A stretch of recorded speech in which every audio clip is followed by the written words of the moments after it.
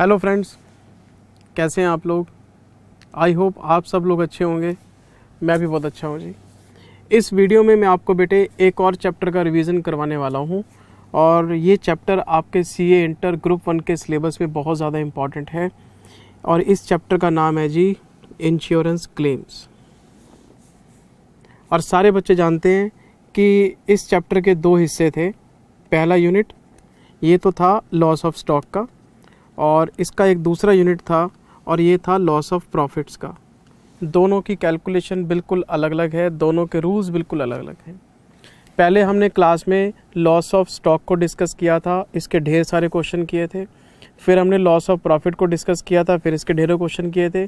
और फिर लेक्चर में लास्ट में जाके हमने कुछ मास्टर प्रॉब्लम्स किए थे जिसमें कि हाइब्रिड क्वेश्चंस थे। एक ही क्वेश्चन के अंदर स्टॉक, एक ही क्वेश्चन के अंदर प्रॉफिट, दोनों एक ही क्वेश्चन में इकट्ठे हुए थे। और वही जो लास्ट के 4-5 क्वेश्चन आपने, वही मैं आपको कहता हूँ कि ये मेन क्वेश्चंस हैं। जब हम स्टॉक को अकेला पढ़ते हैं या हम प्रॉफिट को अकेला पढ़ते हैं तो फॉर्मेट बेस्ड है। बच्चे कह रहे हैं जी इंश्योरेंस क्लेम का रिवीजन करा दो, मैं करा देता हूँ। कॉन्सेप्ट नहीं बताऊँगा, कॉन्सेप्ट तो कर चुके। मैं तो आपको क्लास में रिवीजन करवा रहा हूँ। मेरी स्पीड कम लगे बढ़ा लेना, स्पीड ठीक लगे तो बहुत बढ़िया। मैं सारे कॉन्सेप्ट्स को टच करके निकल जाऊँगा कि मैंने क्या क्या पढ़ाया था। मैं पढ़ा नहीं रहा, क्या क्या पढ़ाया था, जो पढ़ाया था वो रिवाइज करा देता हूँ, है ना, कि क्या क्या पढ़ के निकले हम और कौन कौन से क्वेश्चंस किए हुए हैं हमने। तो बेटे मैंने सबसे पहले यूनिट 1 स्टार्ट किया था और ये था claim for loss of stock. और हमारी क्लास में बात कहाँ से शुरू हुई थी कि अगर किसी फैक्ट्री के गोडाउन में या किसी शोरूम में, किसी दुकान में स्टॉक पड़ा है और आग लग जाती है, स्टॉक डैमेज हो जाता है, लेकिन हमने उस स्टॉक का फायर इंश्योरेंस पॉलिसी ख़रीदा हुआ था। भाई हमारी दुकान में, हमारे गोडाउन में, हमारी फैक्ट्री में हमारे पास स्टॉक तो हर दुकानदार के पास होता है, हर फैक्ट्री ओनर के पास होता है। क्लोजिंग स्टॉक तो रखते ही हैं सब लोग। अगर आग लग जाती है और वो स्टॉक डैमेज हो जाता है और आपने उसका इंश्योरेंस करवा रखा था तो आपको क्लेम मिलेगा उसका। उस क्लेम की अमाउंट निकालना इस चैप्टर में हमारा ऑब्जेक्टिव था। और हमने सीखा कुछ नहीं था कि अगर कोई स्टॉक किसी दुकान, फैक्ट्री या शोरूम में, दुकान, फैक्ट्री, शोरूम में आग लग जाती है, स्टॉक जल जाता है और उसका आपको नुकसान हो जाता है, आपने उसका इंश्योरेंस ले रखा था। अब जैसे कॉटन के व्यापारी हैं, कोई स्पिनिंग मिल है तो वहाँ पे धागा कॉटन सर हाईली रिस्क है। थोड़ा सा भी नुकसान, अगर थोड़ा सा भी वहाँ पे चिंगारी भी उठी तो भी सारी कॉटन जल जाएगी। पेपर मिल्स हैं, पेपर का स्टॉक है, ये सारे रिस्की बिजनेस हैं।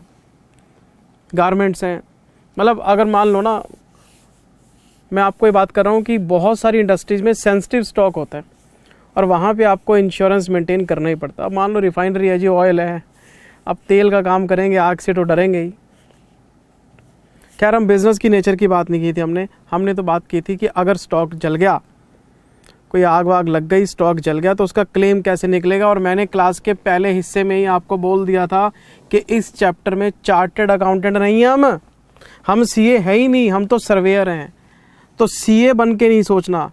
मुझे कोई बच्चा ना बताए सर इनकम टैक्स में ये लिखा हुआ है, आप क्वेश्चन ऐसे करा रहे हो, सर एएस में ये लिखा हुआ है, आप क्वेश्चन ऐसे करा रहे हो। मैंने स्टार्टिंग में बोल दिया था अपनी सीए वाली आंखें बंद कर लो और आप सर्वेयर बनो, क्योंकि क्लेम पास करना सर्वेयर का काम है, क्लेम कैलकुलेट करना सर्वेयर का काम है। और सर्वेयर आपके जितना पढ़ा लिखा आदमी नहीं है, उसको नहीं पता सीए में एएस क्या कहते हैं और टैक्स क्या कहता है।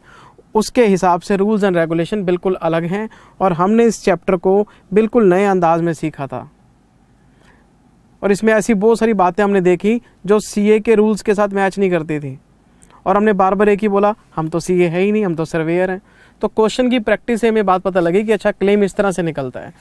तो हमने सर्वेयर का माइंडसेट लेके चलना था इसके अंदर, यही बात हुई थी हमारी। तो मैंने इस चैप्टर की शुरुआत की थी लॉस ऑफ स्टॉक से। तो मैं यूनिट 1 लॉस ऑफ स्टॉक, मतलब आग लगी, स्टॉक जल गया, उसका क्लेम निकालना है, तो उसका प्रोसेस मैं डिस्कस करने जा रहा हूँ ना, डिस्कस नहीं कर रहा, रिवाइज करवाने जा रहा हूँ। देखो मैंने सबसे पहले क्लास में क्या बताया था बेटे आपको। मैंने क्लास में आपको सबसे पहले ये बताया था कि जिस दिन दुकान में, शोरूम में, फैक्ट्री में आग लगेगी, उस दिन आप पता करो कि closing stock on the date of fire कितना है, on the date of fire कितना है। क्यों? क्योंकि क्लेम तो इसी के बेसिस पे निकलेगा। तो सबसे पहले आपको पता होना चाहिए कि closing stock on the date of fire कितना है। तो आपने मुझे जवाब दिया कि जिंदल सर, जिस दिन आग लगी उस दिन हमारे पास क्लोजिंग स्टॉक 2 लाख रुपए का पड़ा था। अच्छा, क्लोजिंग स्टॉक तो 2 लाख का था, आपने इंश्योरेंस कितने का करवाया हुआ था? तो मैंने आपसे पूछा कि मुझे बताओ इंश्योर्ड वैल्यू क्या है। तो बच्चों ने फटाक से बोला था कि सर इंश्योर्ड वैल्यू तो हमारी 5 लाख है।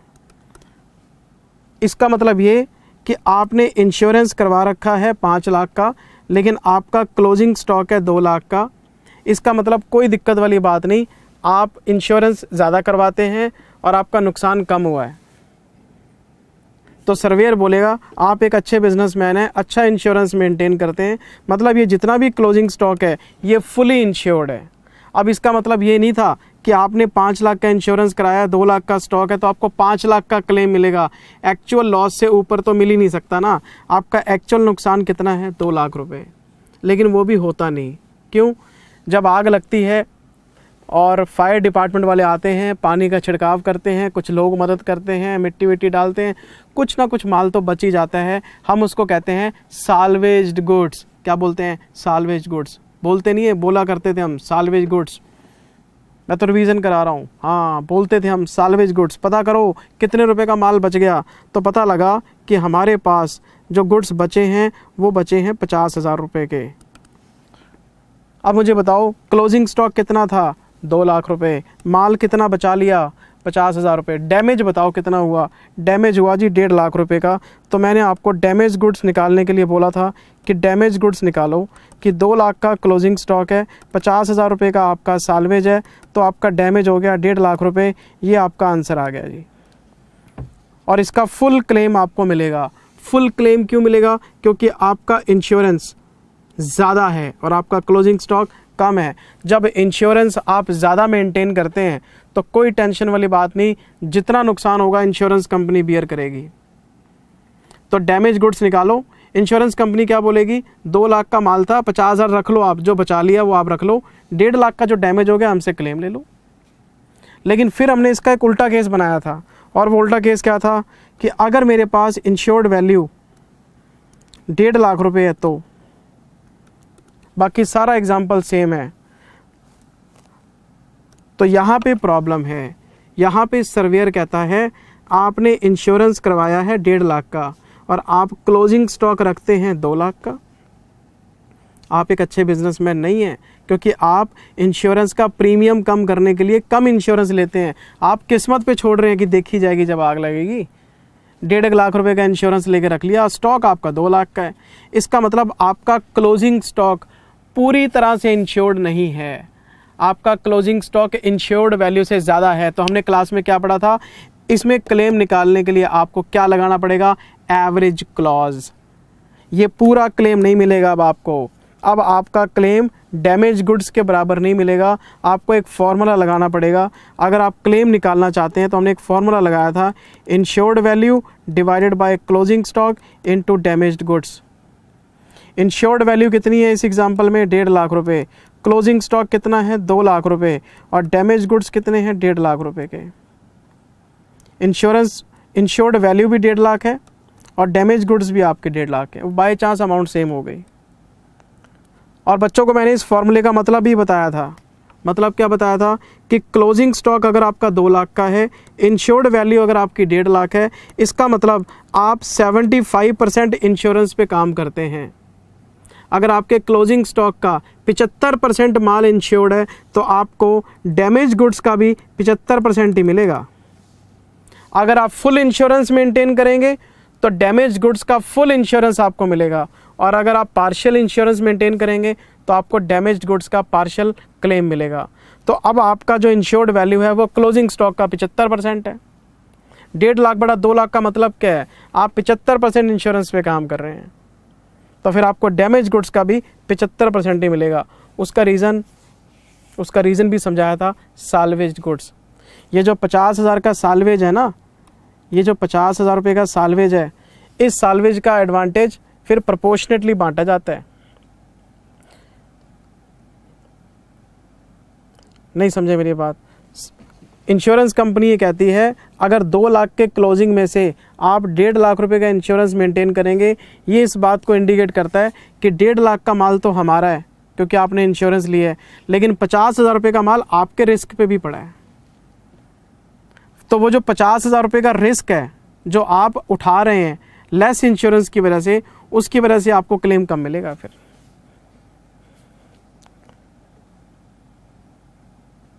जब क्लोजिंग स्टॉक आपका 2 हिस्सों में बढ़ गया, जब क्लोजिंग स्टॉक 2 हिस्सों में बढ़ गया, 1.5 लाख रुपए का स्टॉक इंश्योरेंस कंपनी का है, 50,000 रुपये का ओनर का है, तो जो साल्वेज गुड्स हैं, साल्वेज बताओ कितना था? साल्वेज था 50,000, तो इसकी रेशियो बनेगी 3:1, 3:1, मतलब 37,500 का साल्वेज इनका है, 12,500 का साल्वेज इनका है, तो 37,500 का नुकसान आपको भी उठाना पड़ेगा। सारा क्लेम हम थोड़ा ना देंगे। तो जिस रेशो में आप स्टॉक मेंटेन करते हैं उसी रेशो में आपका साल्वेज बटेगा, उसी रेशो में आपका नुकसान आएगा। तो या तो ये तरीका है जो मैं आपको टेबल बना के दे रहा हूँ, या फिर ये एक फॉर्मूला है, शॉर्टकट आंसर सेम आना आपका। ना आप स्टॉक को बांटो, ना साल्वेज को बांटो, ना क्लेम की अमाउंट ऐसे निकालो, टाइम ज़्यादा लग जाएगा। इस फॉर्मूले को हमने फॉलो किया था, आपको याद होना चाहिए। तो 2 ही सिचुएशन मैंने आपको कराए थे। ये देखो पहला सिचुएशन, ये देखो बेटे पहला सिचुएशन, ये वही नोट्स हैं जो मैंने क्लास में लिखवाए हुए हैं आपको। ये हमारा पहला केस था। If closing stock on the date of fire becomes less than the insured value, अगर हमारा क्लोजिंग स्टॉक इंश्योर्ड वैल्यू से कम है, इंश्योर्ड वैल्यू से मतलब इंश्योरेंस सफिशिएंट है मेरे पास, तो कुछ नहीं करना। In the given case there will be no problem because 100% goods are insured. The insurance company will pay 100% claim equal to the damaged goods. और डैमेज गुड्स कैसे निकलेंगे? ये रहा जी क्लोजिंग स्टॉक, माइनस कर लो साल्वेज गुड्स, ये आपके damage goods, answer आ गया। लेकिन जो दूसरा केस था एवरेज क्लॉज वाला, जो आपका दूसरा केस था एवरेज क्लॉज वाला, ये देखो आप, ये केस 2 है। If closing stock on the date of fire, अगर आपका क्लोजिंग स्टॉक ज़्यादा हो जाता है, becomes higher than insured value, अब प्रॉब्लम है, अब लगेगा इसमें एवरेज क्लॉज। क्लेम निकालने का ये फॉर्मूला काम करेगा, insured value divided by closing stock into damage goods. इसका मतलब क्लोजिंग स्टॉक में 2 तरह के रिस्क हैं, एक इंश्योरेंस कंपनी का, एक ऑनर का, क्योंकि आप इंश्योरेंस कम मेंटेन करने, उसी रेशो में साल्वेज बटेगा, उसी रेशो में आपका नुकसान आएगा। तो इंश्योरेंस कंपनी अपने हिस्से का नुकसान ही आपको रिकवर करके देगी, तो उसका ये फॉर्मूला है। ये हमने सारी बात क्लास में पढ़ी थी, लेकिन मैंने आपको क्लास में ये भी बताया था कि बनी बनाई इंफॉर्मेशन नहीं मिलती। कैसे? Insured value, closing stock into damaged goods. Insured value तो क्वेश्चन में हमेशा गिवन रहेगी, ये हमेशा देगा आपको, लेकिन क्लोजिंग स्टॉक ये मिसिंग हो सकता है। और अगर आपका closing stock on the date of fire नहीं है तो आपका आंसर कैसे आएगा? तो आपको पहले क्लोजिंग स्टॉक की कैलकुलेशन करनी पड़ सकती है। किस चीज़ का क्लोजिंग स्टॉक? जिस दिन आग लगी उस दिन क्लोजिंग स्टॉक कितने रुपए का था, उस चीज़ की कैलकुलेशन। और जब तक आपको क्लोजिंग स्टॉक नहीं पता, डैमेज गुड भी नहीं आएंगे। साल्वेज किस में से माइनस करोगे? क्लोजिंग स्टॉक में से साल्वेज माइनस करके तो डैमेज आता है। तो क्लोजिंग स्टॉक की वजह से क्वेश्चन फंस सकता है आपका। आपने सारा क्वेश्चन पढ़ लिया और पूरे उस क्वेश्चन के अंदर क्लोजिंग स्टॉक का अमाउंट ही नहीं है, आपको यही नहीं पता कि जिस दिन आग लगी उस दिन स्टॉक कितने का था। तो मैंने आपको एडिशनल कॉन्सेप्ट में धीरे धीरे चैप्टर की तरफ आगे लेके गया था आपको मैं, क्योंकि आपको मेरी नेचर पता है, मैं सारी चीज़ें इकट्ठी नहीं बताता, स्टेप बाय स्टेप। एक कॉन्सेप्ट करा दिया, 2 क्वेश्चन करा दिए, फिर एक कॉन्सेप्ट करा दिया, फिर 2 क्वेश्चन करा दिए, इस तरह से हम आगे बढ़ते हैं चैप्टर में। ये देखो concept number 1, if closing stock on the date of fire is not given. अगर आपको पता ही नहीं कि क्लोजिंग स्टॉक की अमाउंट कितनी है तो क्या करोगे? फिर फिर आपको मैंने इसका हल बताया था कि आप ऐसा करो, आप एक वर्किंग नोट बना लो। कौन सा वर्किंग नोट? हमने बनाया था मेमोरेंडम ट्रेडिंग अकाउंट बना लो जी। और मैंने सबसे पहले ये बात बताई थी, इसको मेमोरेंडम क्यों बोलते हैं। अगर आप सिंपली एक ट्रेडिंग अकाउंट बनाते हैं तो उस ट्रेडिंग अकाउंट के अंदर ग्रॉस प्रॉफिट निकलता है। Opening stock, closing stock, sale, purchase सब गिवन होते हैं, हम ग्रॉस प्रॉफिट। लेकिन हम क्या कर रहे हैं, हम ग्रॉस प्रॉफिट नहीं निकाल रहे, हम क्लोजिंग स्टॉक निकालना चाह रहे हैं। तो ग्रॉस प्रॉफिट को छोड़ के जब आप कोई भी दूसरा बैलेंस निकालेंगे, इसका मतलब आपका ट्रायल बैलेंस कंप्लीट नहीं है। और जब ट्रायल बैलेंस कंप्लीट नहीं है तो इसका मतलब आप कच्चे पक्के खाते बना रहे हैं। मेमोरेंडम क्या, एक एस्टिमेशन है, आपका कच्चा अकाउंट है, एक एस्टिमेशन दे देगा आपको। भाई जब गोडाउन में आग लगेगी, फैक्ट्री में आग लगेगी, शोरूम में आग लगेगी, किताबें भी तो जलेंगी, तो आपको एक रफ आइडिया लेके बनाना पड़ेगा सब कुछ। तो मेमोरेंडम का मतलब क्या है, हम ग्रॉस प्रॉफिट की कैलकुलेशन, बैलेंसिंग फिगर नहीं कर रहे, हम क्लोजिंग स्टॉक निकाल रहे हैं। अगर आप इसमें सेल बैलेंसिंग फिगर निकालो, परचेज बैलेंसिंग फिगर निकालो, आप ओपनिंग स्टॉक बैलेंसिंग फिगर निकालो, तो वो ट्रेडिंग नहीं है, वो मेमोरेंडम ट्रेडिंग बन जाता है। जैसे बैलेंस शीट है, अगर आप बैलेंस शीट प्रॉपरली सारी चीज़ें लिख के बनाते हो, दैट इज़ बैलेंस शीट। लेकिन अगर आप बैलेंस शीट में कोई भी चीज़ बैलेंसिंग फिगर लिखते हो तो वो हो जाता है statement of affair. Single entry में बताई थी आपको सारी बातें। तो अब हम क्या करेंगे, हम बनाएंगे एक वर्किंग नोट, और वर्किंग नोट की हेडिंग में लिखेंगे calculation of closing stock on the date of fire. बना दिया हमने मेमोरेंडम ट्रेडिंग। कब से कब तक? हम इसको बनाएंगे 1/4 से लेके डेट ऑफ फायर तक। 1/4 से लेंगे अगर आपका फाइनेंशियल ईयर है, 1 जनवरी से लेंगे अगर आपका कैलेंडर ईयर है। तो साल की शुरुआत से डेट ऑफ फायर तक आ जाओ तो आपको ओपनिंग स्टॉक दे रखा होगा, परचेजेस दे रखी होंगी, सेल दे रखी होगी। सेल के ऊपर हम जीपी रेशो लगा देंगे, जीपी रेशो, तो जीपी आ जाएगा। तो टोटल मारेंगे तो बाकी क्या आएगा, क्लोजिंग स्टॉक बैलेंसिंग फिगर आ जाएगा। और जैसे क्लोजिंग स्टॉक आपका बैलेंसिंग फिगर आएगा, आगे का काम तो फिर आपको पता ही है। क्लोजिंग स्टॉक में से हम साल्वेज गुड्स माइनस कर लेंगे, डैमेज गुड्स आ जाएंगे, फिर उसके बाद फॉर्मूला लगा देंगे इनटू डैमेज गुड्स। तकरीबन हर क्वेश्चन में एवरेज क्लॉज लगता ही है, क्योंकि एग्जामिनर आपसे मैक्सिमम वर्किंग करवाता है, और मैक्सिमम वर्किंग के चक्कर में आपको हमेशा क्लोजिंग स्टॉक ज़्यादा देगा इंश्योर्ड वैल्यू से, और क्लोजिंग स्टॉक हमेशा ज़्यादा होगा इंश्योर्ड वैल्यू से, तो एवरेज क्लॉज हमेशा लगेगा। लेकिन फिर भी पेपर में अपनी आंखें खुली रखना, चीनियों की तरह बंद मत कर लेना और लगा दिया एवरेज क्लॉज ना, पहले देख लेना कि क्लोजिंग स्टॉक ज़्यादा है कि कम है ना। हम कह देते हैं हिंदी चीनी भाई भाई ना, ये चाइना वाइना वाले कोई भाई भाई नहीं है सर हमारे ना, हमारा कोई पड़ोसी अच्छा नहीं है। एक नेपाल हमारा एक अच्छा पड़ोसी है, बाकी हर जगह डिस्टर्बेंस ही नज़र आती है सर। चलें जी आगे।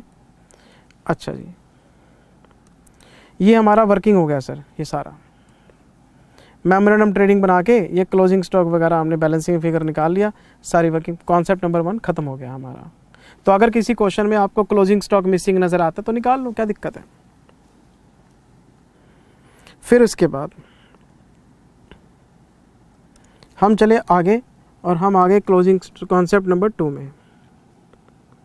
ये तो मैंने क्वेश्चन करा रखा आपको, क्वेश्चन नंबर 4। फिर मैंने आपको इसी कॉन्सेप्ट पे क्वेश्चन नंबर 21 भी करा रखा है, बहुत बढ़िया प्रैक्टिस करा रखी है आपको। फिर क्वेश्चन नंबर 22 भी करा रखा है आपको, 3 क्वेश्चन एक ही कॉन्सेप्ट के ऊपर। चलते चलते हम आ गए जी कॉन्सेप्ट नंबर 2 में। ये था रेक्टिफिकेशन ऑफ मिस्टेक्स के नाम से। ये क्या कॉन्सेप्ट है जिंदल सर? मान लो हमें क्वेश्चन में मेमोरेंडम ट्रेडिंग अकाउंट बनाना है, ठीक है जी। आपने ओपनिंग स्टॉक लिखा, परचेज लिखा, सेल लिखा, जीपी लिखा, और आपने क्लोजिंग स्टॉक निकाल लिया, बैलेंसिंग फिगर। यही है ना।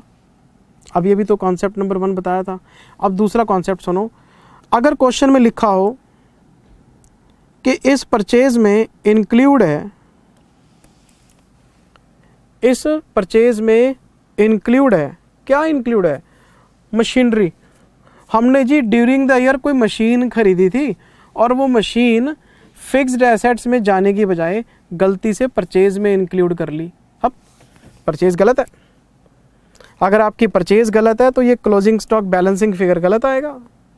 मान लो इसमें वेजेस भी हैं, हमने क्वेश्चन पढ़ा उसमें लिखा हुआ था मशीन की परचेज तो गलत रिकॉर्ड हो गई, उसको इंस्टॉल करने में जो वेजेस दी थी वो वेजेस भी गलती से वेजेस में इंक्लूड हो गई। बताओ, ये भी गलत, ये भी गलत। फिर क्वेश्चन कहता है हमने ना जी 5,000 रुपये का माल जो खरीदा था वो सैंपल में लोगों को फ्री बांट दिया एडवर्टीजमेंट पर्पस के लिए। हाँ, एडवर्टीजमेंट तो सेलिंग एक्सपेंस है, वो तो P&L में जाना चाहिए, परचेज में क्या कर रहा है। अच्छा जी, क्वेश्चन में लिखा हुआ 2,000 रुपये का माल हम घर ले गए, हमारा घी का काम है तो हमने 1 टीन उठाया घर पे ले गए कंज्यूम करने के लिए। कर लो बात, इसका मतलब आपकी परचेज गलत है या आपकी वेजेस गलत है। क्वेश्चन कह दे सेल्स में कि हमने ना जी सेल में 2 लाख रुपए की सेल इंक्लूड कर रखी है लेकिन माल डिस्पैच नहीं हुआ अभी। अबे माल डिस्पैच नहीं हुआ तो सेल में इंक्लूड क्यों कर लिया? जब माल डिस्पैच ही नहीं हुआ तो सेल में क्यों इंक्लूड कर लिया? सेल भी ठीक करो। तो परचेज में रेक्टिफिकेशन हो सकता है, वेजेस में या कैरिज इनवर्ड में रेक्टिफिकेशन हो सकता है, सेल्स में रेक्टिफिकेशन। ये रेक्टिफिकेशन करना मैंडेटरी है। क्यों? अगर आपके परचेज, वेजेस, सेल्स ये रेक्टिफाइड नहीं है ना बेटे, तो आपका क्लोजिंग स्टॉक कभी भी एक्यूरेट नहीं आएगा। आपको ये पता नहीं लग पाएगा कि जिस दिन आग लगी उस दिन क्लोजिंग स्टॉक कितना था और क्लेम बनता कितना है। तो क्लेम की अमाउंट टनाटन निकालने के लिए आपको रेक्टिफिकेशंस करने पड़ सकते हैं। तो हमने काफ़ी सारे क्वेश्चंस किए थे, कभी परचेज गलत बताता था तो हम क्या करते थे, परचेज में से less machinery wrongly debited in purchase account, less drawings, less advertisements. Wages में से करते थे लेस इंस्टॉलेशन वेजेस, सेल्स में से गुड्स नॉट डिस्पैच माइनस कर दिया, सब रेक्टिफाई कर लिया, क्लोजिंग स्टॉक बिल्कुल ठीक आएगा आपका। हम सीए नहीं हैं, हम तो सर्वेयर हैं। सर्वेयर का एक ही मकसद, जिस दिन आग लगी उस दिन फिजिकल स्टॉक कितना था इस बात की तहकीकात करता रहता है वो। तो आपको रेक्टिफिकेशन करने पड़ सकते हैं, ये बात हमने क्लास में डिस्कस करी थी सर। ये देखो आप, in case there are mistakes in the figures of purchases, sales, expenses, then we should rectify all the mistakes before calculating the amount of closing stock at the time of fire। आपको rectify करना पड़ेगा और ये मैंने आपको questions करा रखे हैं। पहले 18 कराया था, पहले आपको 18 कराया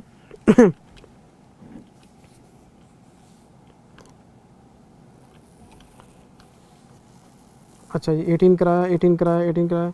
फिर मैं आपको ले आया कॉन्सेप्ट नंबर 3 में, ये रहा जी कॉन्सेप्ट नंबर 3 में, एडजस्टमेंट इन ओपनिंग स्टॉक, और इस पर टिक लगा हुआ है इम्पॉर्टेंट। पहला कॉन्सेप्ट क्या था, अगर क्लोजिंग स्टॉक मिसिंग है तो मेमोरेंडम ट्रेडिंग बना लो। कॉन्सेप्ट नंबर 2 क्या था, परचेज, सेल, एक्सपेंस अगर गलत है तो रेक्टिफाई करो, नहीं तो स्टॉक सही नहीं आएगा। तीसरा कॉन्सेप्ट ओपनिंग स्टॉक पे आ गया। मान लो जी हमने बनाया मेमोरेंडम ट्रेडिंग अकाउंट, एक ओपनिंग स्टॉक है, परचेज है, एक्सपेंस है, जीपी है, सेल है और क्लोजिंग स्टॉक है, बैलेंसिंग फिगर, यही होता है ना। ये सारे हमने रेक्टिफाई कर लिए, ये भी हमने रेक्टिफाई कर लिया, सब रेक्टिफाइड है। अब क्लेश पड़ गया सर ओपनिंग स्टॉक का। मुझे एक बात बताओ, ये ओपनिंग स्टॉक आया कहाँ से? जिंदल सर, ये ओपनिंग स्टॉक तो पिछले साल का क्लोजिंग स्टॉक है, और अगर ये पिछले साल का क्लोजिंग स्टॉक है तो पिछले साल के क्लोजिंग स्टॉक को जब हम आगे लेके आते हैं तो पिछले साल की वैल्यूएशन हो सकती है गुड्स की। और हमें क्वेश्चन ने बताया कि इन्होंने पिछले साल अपने क्लोजिंग स्टॉक को 110% पे या 90% पे वैल्यू किया। कॉस्ट का 110% दिखा रखा है या कॉस्ट का 90% दिखा रखा है। इन्होंने पिछले साल इसकी ये वैल्यूएशन की थी। मेरे को प्लीज़ AS2 मत बताना कि सर AS2 में ये लिखा हुआ है, अकाउंटिंग स्टैंडर्ड 2 में ये लिखा हुआ है, कॉस्ट और NRV which ever is lower 110% कैसे हो सकता है। अपने दिमाग के ताले बंद कर दो, सर्वेयर है हम तो। CA की किताबें खोलो ही मत, चैप्टर ही आपका क्लेम का है, हम तो सर्वेयर बन के घूम रहे हैं। अच्छा, आपने क्वेश्चन लिया, क्वेश्चन में लिखा हुआ है कि आपका स्टॉक 110% है, आपका स्टॉक 90% है। तो सर्वेयर पता क्या कहता है? सर्वेयर कहता है मुझे क्लोजिंग स्टॉक निकालना है कॉस्ट पे, और वो भी एक्चुअल। अगर आपने किसी भी चीज़ के साथ छेड़छाड़ की तो क्लोजिंग स्टॉक की अमाउंट चेंज हो जाएगी आपकी। परचेज़ को ठीक करो, एक्सपेंस को ठीक करो, सेल्स को ठीक करो, और आपका जो ओपनिंग स्टॉक है चाहे तो वो 110% हो और चाहे वो 90% हो, इसको हटाओ और इसको 100% पे लेके आओ, मतलब कॉस्ट पे लेके आओ। तो पॉइंट मैंने आपको ये बताया था कि अगर आपका ओपनिंग स्टॉक अंडर वैल्यूड है या ओवर वैल्यूड है, हटाओ। जिंदल सर AS2 में तो अंडर वैल्यूएशन अलाउड है, कॉस्ट और NRV which ever is lower. Surveyor कहता है मुझे AS आते ही नहीं, मुझे तो क्लोजिंग स्टॉक निकालना है कॉस्ट पे, इसलिए वो ट्रेडिंग हमेशा बनाता है कॉस्ट पे। मैंने बोली थी क्लास में बात, कसम खा लो कि ट्रेडिंग अकाउंट कॉस्ट पे बनाना है सर्वेयर के लिए, रिपोर्टिंग के लिए, फाइनेंशियल अकाउंट्स के लिए, रूल्स के हिसाब से जो बनाना बनाओ। सर्वेयर अपना ट्रेडिंग कॉस्ट पे बनाता है। क्यों? क्योंकि उसको closing stock on the date of fire cost पे चाहिए कि था कितने का, तो उसने सारी चीज़ों को न्यूट्रलाइज कर दिया है। न्यूट्रल करने के लिए आपको under valuation over valuation cancel करनी पड़ेगी, उसको कॉस्ट पे लाना पड़ेगा। तो देखो ओपनिंग स्टॉक आपका एट कॉस्ट आ गया, परचेज एक्सपेंस सेल सब ठीक हो गए, क्लोजिंग स्टॉक अपने आप आएगा आपका। फिर इसके बेसिस पे वो क्लेम निकालता है। ये बात आपको ध्यान रखनी पड़ेगी। ये बात मैंने आपको यहाँ बताई थी बच्चे, ये देखो आप। In case opening stock is overvalued or undervalued, then we will consider opening stock at cost only. The main objective of this concept is only to find out closing stock at cost. ये बात हमने की थी। फिर मैंने आपको ये concept जो बताया, ये क्वेश्चन नंबर 17 में लगा के दिखाया, और आप देख लो 17 में ये ओपनिंग स्टॉक अंडर वैल्यूड होगा, 100 पे लेके जा रहे हैं, परचेज को रेक्टिफाई कर रहे हैं, वेजेस को रेक्टिफाई कर रहे हैं।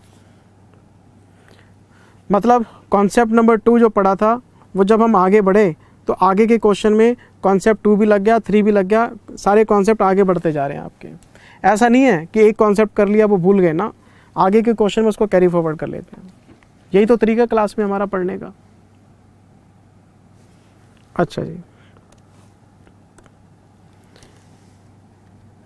फिर हम लेके आए थे जी कॉन्सेप्ट नंबर 4, और कॉन्सेप्ट नंबर 4 था हमारा गुड्स ऑन अप्रूवल बेसिस और गुड्स विद कंसाइनी। आपने बनाया जी मेमोरेंडम ट्रेडिंग अकाउंट, आपने ओपनिंग स्टॉक को कॉस्ट में कन्वर्ट कर लिया, परचेज को रेक्टिफाई कर लिया, एक्सपेंसेस को भी रेक्टिफाई कर लिया, और जीपी हो गया आपका रेशो के हिसाब से, परसेंटेज ऑन सेल्स। ये आपकी सेल होगी, ये क्लोजिंग स्टॉक हो गया, बैलेंसिंग फिगर, यही है ना, ये भी रेक्टिफाइड है आपकी। हमने क्वेश्चन पढ़ा, हमें क्वेश्चन में लिखा मिला कि हमने अपने कंसाइनी को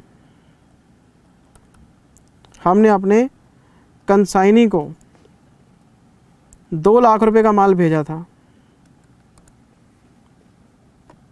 हमने अपने कंसाइनी को, कंसाइनी कौन होता है? सेल्स एजेंट होता है sir. Goods on approval basis क्या होता है? हम किसी दुकानदार के पास गए, उसकी दुकान पे माल रख दिया, उसको बोला कि बिक गया तो बता देना, हम सेल रिकॉर्ड कर लेंगे। नहीं समझे? आपका कंसाइनी भी आपका एजेंट है, और जिसको आपने अप्रूवल बेसिस पे माल भेजा है वो भी आपका कस्टमर है, वो भी आपका एजेंट ही समझो। नहीं समझे? मेरे पास कुछ गुड्स हैं, मैं बेचना चाहता हूँ, मैं किसी दुकानदार के पास गया, देखो जी हमने नई चिप्स बनाई हैं। वो कहता बाबूजी नई चिप्स मार्केट में बिकती नहीं है। मैंने बोला ये 10 पैकेट मैं यहाँ रख देता हूँ, बिक जाए तो बता देना। मतलब बिक जाएंगे तो हम सेल रिकॉर्ड कर लेंगे, नहीं बिकेंगे तो पड़ा रहेगा माल, तो हमारा, हम कौन से पैसे मांग रहे हैं आपसे। कंसाइनी के साथ क्या करते हैं, हमने कंसाइनी को माल भेजा, जब वो थर्ड पार्टी को माल भेज देता है हम सेल रिकॉर्ड कर लेते हैं, नहीं तो माल कंसाइनी के पास पड़ा ही है। मेरी बात अभी भी नहीं समझे। आग कहाँ लगी है? आग लगी है हमारी फैक्ट्री में, हमारे गोडाउन में, हमारे शोरूम में, हमारी दुकान में। कंसाइनी की दुकान में तो आग नहीं लगी, या जिसको हमने अप्रूवल बेसिस पे माल दिया उसके वहाँ तो आग नहीं लगी। तो कहने का मतलब ये है कि जितना अप्रूवल आपके पास आ गया वो सेल में इंक्लूड हो गया, जितना माल कंसाइनी ने बेच दिया वो भी सेल में इंक्लूड हो गया। पर जो माल उनके पास पड़ा हुआ है गुड्स विद कंसाइनी या goods on approval basis with customer, तो वो क्लोजिंग स्टॉक में क्यों इंक्लूड कर रहे हो? इसका मतलब क्लोजिंग स्टॉक दो तरह का है, एक तो क्लोजिंग स्टॉक है विद कस्टमर या विद कंसाइनी, और एक है इन हैंड। अब मुझे बताओ, जो आग लगी और जो गुड्स डैमेज हुए वो कौन से हुए? वो जो कंसाइनी के पास पड़े हैं। मैं दिल्ली में रहता हूँ, कंसाइनी मेरा बॉम्बे में बैठा है। आग लगी है लक्ष्मी नगर में और हमारा जो अप्रूवल बेसिस वाला कस्टमर है वो प्रीत विहार में है। तो आपको करना क्या है, जितना माल कंसाइनी के पास पड़ा है या अप्रूवल बेसिस पे कस्टमर के पास पड़ा है वो आपको क्लोजिंग स्टॉक में अलग दिखाना पड़ेगा, ताकि आपको ये पता लग जाए कि आपके पास क्लोजिंग स्टॉक इन हैंड कितना था जिस दिन आग लगी। क्योंकि जो डैमेज गुड्स निकलेंगे और जो क्लेम मिलेगा वो क्लोजिंग स्टॉक इन हैंड के हिसाब से मिलेगा। ये बात मैंने आपको बताई थी कि क्लोजिंग स्टॉक के दो टुकड़े कर देना। ओपनिंग स्टॉक ठीक हो गया, परचेज ठीक हो गई, एक्सपेंस ठीक हो गया, सेल ठीक हो गई। तो क्लोजिंग स्टॉक अगर आपके पास इन हैंड नहीं है तो दो टुकड़े कर देना और इन हैंड निकालो कितना आपके पास कितना पड़ा था। ये बात हमने यहाँ पढ़ी थी सर। ये देखो आप,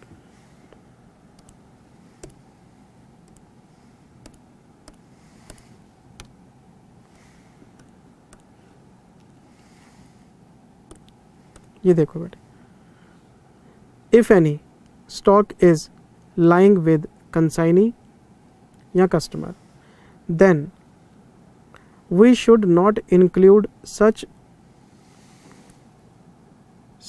inventory in closing stock on the date of fire because claim will be given on stock in hand। और ये देखो हमने क्वेश्चन नंबर 2 किया था क्लास में, दिखाता हूँ इसका फॉर्मेट क्या किया था हमने। ये देखो आप, ये देखो, ये क्लोजिंग स्टॉक है विद कंसाइनी को अलग दिखा के इन हैंड बैलेंसिंग फिगर निकाला है और इस पे क्लेम निकलेगा। ये कोई बातें हैं बेटे, छोटे छोटे से पॉइंट्स हैं। Concept number 1 closing stock missing है जी, बना लो memorandum trading account. Concept number 2 mistakes हैं जी, रेक्टिफाई कर लो। Concept number 3 opening stock under valued over cost पे ले आओ। कॉन्सेप्ट नंबर 4 माल हमारे पास भी है जी, कुछ बाहर पड़ा है तो इन हैंड निकाल लो। चलते चलते हम कॉन्सेप्ट नंबर 5 पे आ गए। अच्छा जी, फिर क्वेश्चन नंबर 7। फिर देखो मैंने आपको प्रैक्टिस के लिए होमवर्क दिया था 2, 11, 12, 13, 14, 15, 16 इतने क्वेश्चंस की प्रैक्टिस आपने खुद की थी और सबके आंसर बुक में थे, कुछ खास था ही नहीं।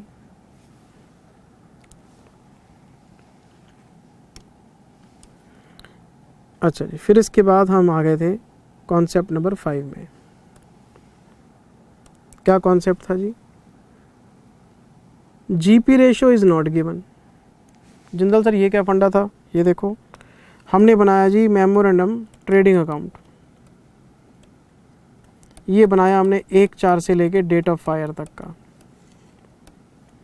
Opening stock, purchases, expenses, sales, टनाटन है। लो जी, ग्रॉस प्रॉफिट नहीं पता। क्यों ग्रॉस प्रॉफिट? इसलिए नहीं पता क्योंकि GP ratio on sales missing है। जितने क्वेश्चन क्लास में हमने किए थे इससे पहले सब में जीपी रेशो सेल्स पे दे रखी होती थी। सेल पे हम लगाते थे जीपी रेशो और क्लोजिंग स्टॉक बैलेंसिंग फिगर फटाक से आ जाता था। लेकिन अब क्लोजिंग स्टॉक कैसे आए जब आपको जीपी रेशो नहीं पता? जब तक आपको जीपी रेशो नहीं पता जीपी नहीं आएगा, जीपी नहीं आएगा तो क्लोजिंग स्टॉक नहीं आएगा। तो अब इसका हल क्या है? अब इसका क्या हल है? अब इसका क्या हल है? मैंने आपको इसके लिए एक वर्किंग नोट और बनाने की सलाह दी थी। स्टडी मैट भी ये कहता है कि आप एक वर्किंग नोट और बना लो और ये है ट्रेडिंग अकाउंट। किस साल का? प्रीवियस ईयर का, प्रीवियस फाइनेंशियल ईयर का बना लो सर। क्यों? प्रीवियस ईयर का जो फाइनेंशियल ईयर है, प्रीवियस फाइनेंशियल ईयर है, opening stock, purchase, sale, closing stock, GP, balancing figure, GP by sales into 100 GP ratio. अगर किसी क्वेश्चन में जीपी रेशो मिसिंग होती है तो दिमाग में आइडिया क्लिक करना चाहिए कि एक ट्रेडिंग और बनेगा। करंट ईयर का जो ट्रेडिंग है वो तो बनेगा मेमोरेंडम ट्रेडिंग के नाम से, और एक बनेगा ट्रेडिंग पिछले साल का, और जो पिछले साल का ट्रेडिंग बनाएंगे उसमें हम ग्रॉस प्रॉफिट निकालेंगे। इसको मेमोरेंडम नहीं बोलते। मेमोरेंडम क्यों नहीं बोलते? क्योंकि मैं ग्रॉस प्रॉफिट निकाल रहा हूँ, कोई और चीज़ नहीं निकाल रहा। फिर बच्चे का अगला दिमाग में क्वेश्चन कि जिंदल सर, क्या पिछले साल का क्लोजिंग स्टॉक, क्या पिछले साल की परचेज, क्या पिछले साल की सेल, क्या पिछले साल का क्लोजिंग स्टॉक दे रखा होगा? पक्की बात है, इंफॉर्मेशन का साइज बढ़ जाएगा। सेल परचेज करंट ईयर के भी होंगे, वो मेमोरेंडम में चले जाएंगे। जो प्रीवियस ईयर के होंगे वो प्रीवियस ईयर के ट्रेडिंग में जाके जीपी रेशो निकालने में आपकी मदद करेंगे। एक बार जीपी रेशो आ गया पिछले साल के ट्रेडिंग से, उसको हम यहाँ यूज़ कर लेंगे। अच्छा जिंदल सर, ये अजम्पशन है कि पिछले साल का ट्रेडिंग, पिछले साल का जीपी रेशो और इस साल का जीपी रेशो सेम है? बिल्कुल अजम्पशन है। अगर क्वेश्चन कह दे कि जीपी रेशो 5% से बढ़ा लो तो फिर हम बढ़ा के ले लेंगे, कम कर लो कम करके, साइलेंट है तो सेम ले लेंगे। आपका जीपी आ गया, क्लोजिंग स्टॉक, बैलेंसिंग फिगर आ गया, तो वर्किंग बढ़ जाएगी आपकी। जब ट्रेडिंग 2 बनाएंगे तो कैलकुलेशन तो करनी पड़ेंगी आपको। तो अगर जीपी रेशो मिसिंग है तो आप पिछले साल का ट्रेडिंग बना के अपना जीपी रेशो निकाल लो। ये बात हमने क्लास में डिस्कस करी थी। और ये देखो आप, if GP ratio for current year is missing then we will prepare trading account for the previous year and will find out GP ratio for the previous year. Here it will be assumed that GP ratio for the previous year and current year are same. 5 concept हो गए जी। पहला concept क्या था? Closing stock नहीं पता, memorandum trading बना लो, mistakes हैं rectify कर लो, ओपनिंग स्टॉक कॉस्ट पे ले आओ, अप्रूवल बेसिस पे इन हैंड निकाल लो, जीपी रेशो मिसिंग है, पिछले साल का ट्रेडिंग बना लो। ये 5 चीज़ें मैंने आपको रिवाइज करा दी हैं। मैं आ गया 6th पॉइंट पे, और क्या लिखा हुआ है? Salvaged goods are handed over to insurance company. Important, ये क्या चीज़ है? आपने बनाया जी memorandum trading account, opening stock, purchase, expense, GP, sale, closing stock आ गया, बैलेंसिंग फिगर। ठीक है जी, बिल्कुल ठीक है जी। इस क्लोजिंग स्टॉक में से हम माइनस करते हैं साल्वेज, ये आ जाता है डैमेज गुड्स। ठीक है, फिर हम एक फॉर्मूला लगाते हैं ये,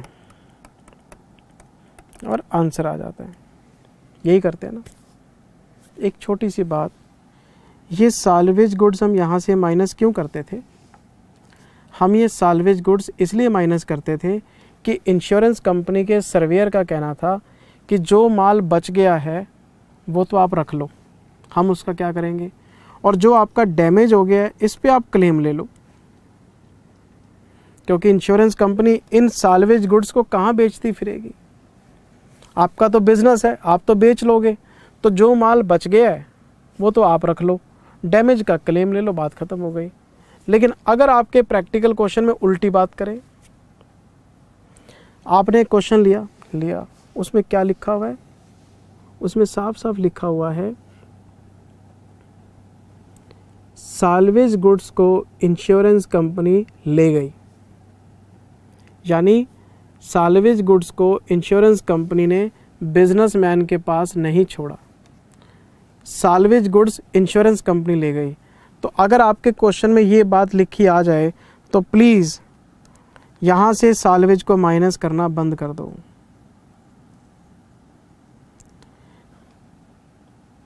जब साल्वेज गुड्स हमारे पास है ही नहीं तो फिर हमारा तो नुकसान क्लोजिंग स्टॉक के बराबर हो गया ना। हमारा तो क्लोजिंग स्टॉक ही डैमेज गुड्स है, तो मैंने आपको क्लास में बताया था कि जब साल्वेज गुड्स इंश्योरेंस कंपनी को हैंड ओवर कर देते हैं तो क्लोजिंग स्टॉक और डैमेज गुड्स बराबर हो जाते हैं। इस बात का आपको ध्यान रखना पड़ेगा, बाकी सारा क्वेश्चन सेम है। साल्वेज गुड्स को माइनस नहीं करना आपने, क्योंकि हमारे पास है ही नहीं, वो बेनिफिट ही नहीं मिला हमें। तो फिर हमारा जो डैमेज है वो क्लोजिंग स्टॉक के बराबर है।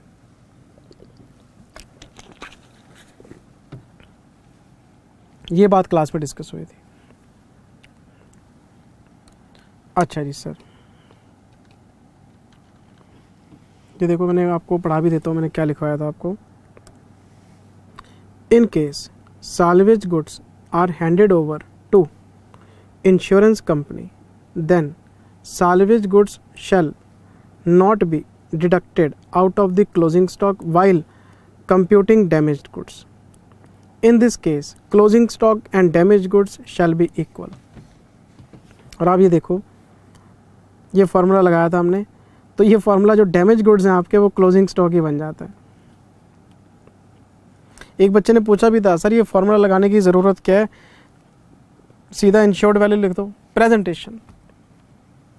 यहाँ पे डैमेज गुड्स हुए करते थे ना, तो अब आपका डैमेज क्लोजिंग स्टॉक के बराबर है, तो फॉर्मूला ये बन गया आपका। पेपर में करके ज़रूर दिखाना। फिर क्वेश्चन नंबर 19 कराया मैंने आपको, इसके ऊपर पूरी वर्किंग करके दिखाइए। फिर हम चलते चलते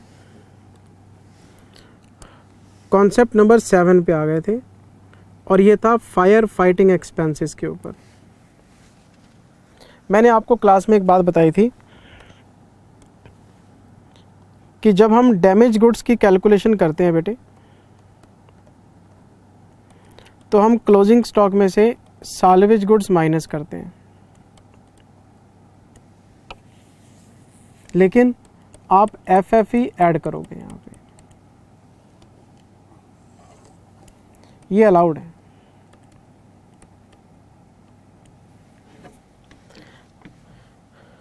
फैक्ट्री, दुकान, शोरूम में आग लगी,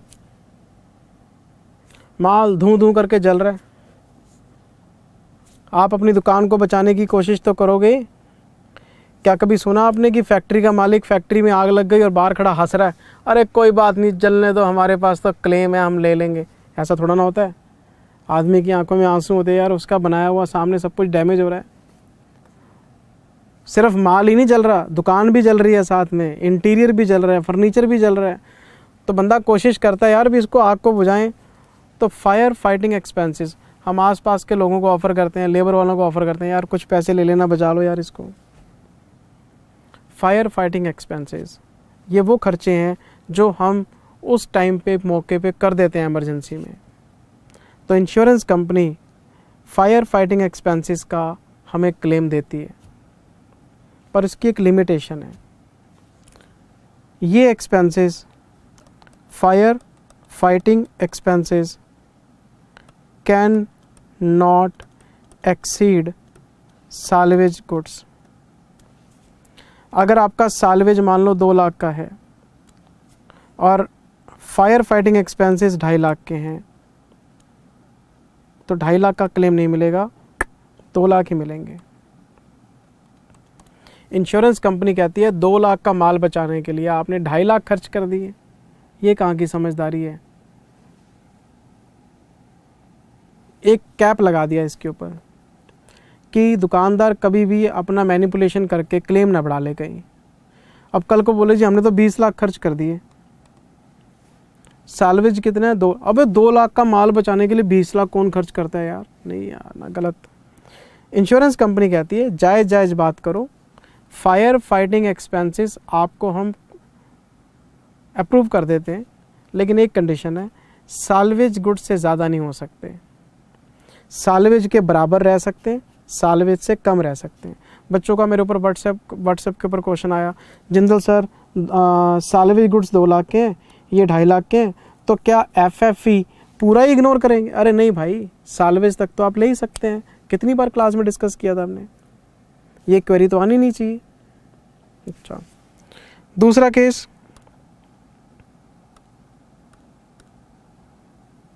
साल्वेज 2 लाख है और FFE 1,80,000 है। अब तो कोई दिक्कत नहीं है, आप 1,80 ऐड कर लो। लेकिन अगर ये 2,10,000 है तो फिर हम 2 लाख ही ऐड करेंगे। साल्वेज गुड्स के कम रह सकते हैं, उसके बराबर, लेकिन उससे ज़्यादा नहीं ले सकते आप। तो बाकी का 10,000 अपनी जेब से खर्च करो, 2 लाख से ऊपर नहीं मिलेंगे आपको, क्योंकि साल्वेज 2 लाख है। इंश्योरेंस कंपनी अपना घाटा थोड़ा ना करेगी। इंश्योरेंस कंपनी ये कहती है कि अगर ये माल नहीं भी बचता, सारा ही जल जाता, तो भी तो क्लोजिंग स्टॉक में क्लेम देते हम। तो आपने माल बचाया 2 लाख का, तो इसको बचाने के लिए अगर 2 लाख रुपए खर्च कर भी दिए तो भी हमें तो कोई नुकसान नहीं, सारा स्टॉक जल भी जाता तो भी तो हम तो क्लेम देने के लिए बाउंड थे। तो लेकिन क्लोजिंग स्टॉक से ऊपर नहीं जाने देते वो, तो इसलिए FFE को एडमिट कर लेते हैं, लेकिन साल्वेज तक करते हैं। ये पूरी बात, पूरा फंडा क्लास में मैंने आपको टाइम लगा के डिटेल में समझाया था। तो अगर किसी क्वेश्चन में FFE आ जाए तो इक्वेशन देख लेना आप। अच्छा जी, ये देखो ना यार, नोट्स भी लिखाए हुए हैं, बच्चा फिर क्वेरी पूछता है। देखो, these expenses can not exceed salvage goods. If expenses are more than salvage goods, insurance company will not admit such expenses. Such expenses का मतलब यहाँ पे है जितना एक्सीड करेगी।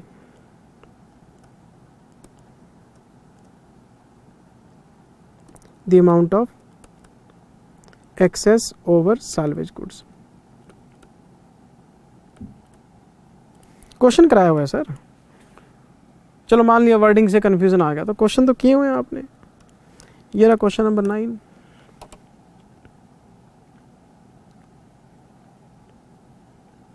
फिर होमवर्क में 2 क्वेश्चन दिए थे, 23, 24। फिर आगे थे सर हम कॉन्सेप्ट नंबर 8 में। ये हमारा कॉन्सेप्ट नंबर 8 था, वेरी वेरी इंपॉर्टेंट था sir. Treatment of abnormal goods.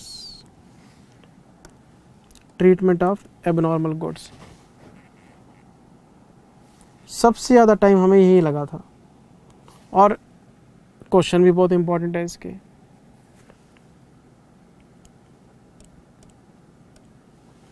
हमने ट्रेडिंग अकाउंट बनाया। जिंदल सर ट्रेडिंग बना रहे हो या मेमोरेंडम ट्रेडिंग? ट्रेडिंग बना रहा हूँ। जिंदल सर अगर आप ट्रेडिंग बना रहे हैं तो पक्का प्रीवियस ईयर का बना रहे होंगे। हाँ जिंदल सर आप GP रेशो ढूंढ रहे होंगे।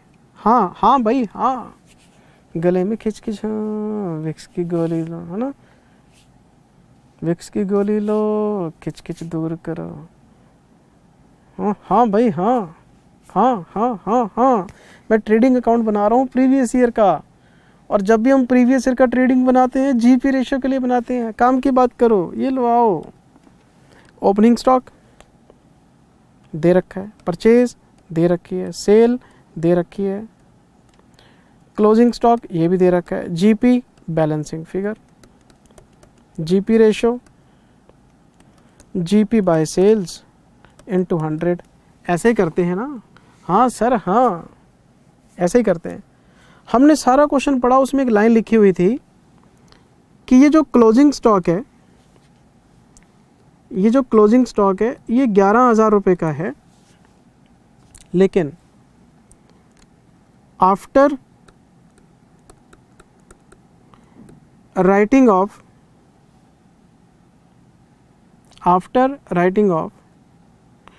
2,300 रुपीज ऑन 6,900 कॉस्ट,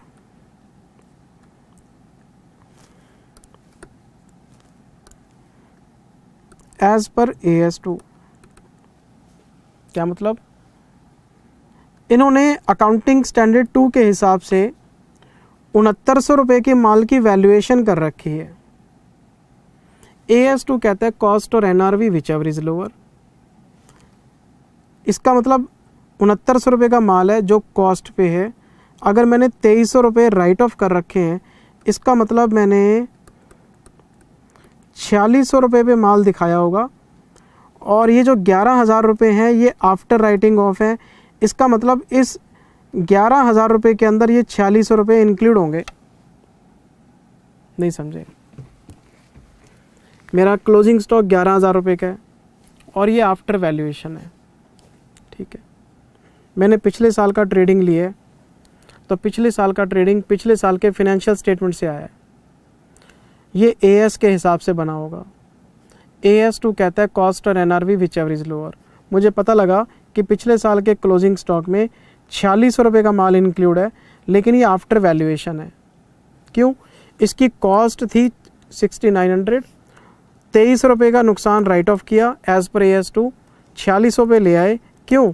क्योंकि ये NRV थी, ये इसकी कॉस्ट थी।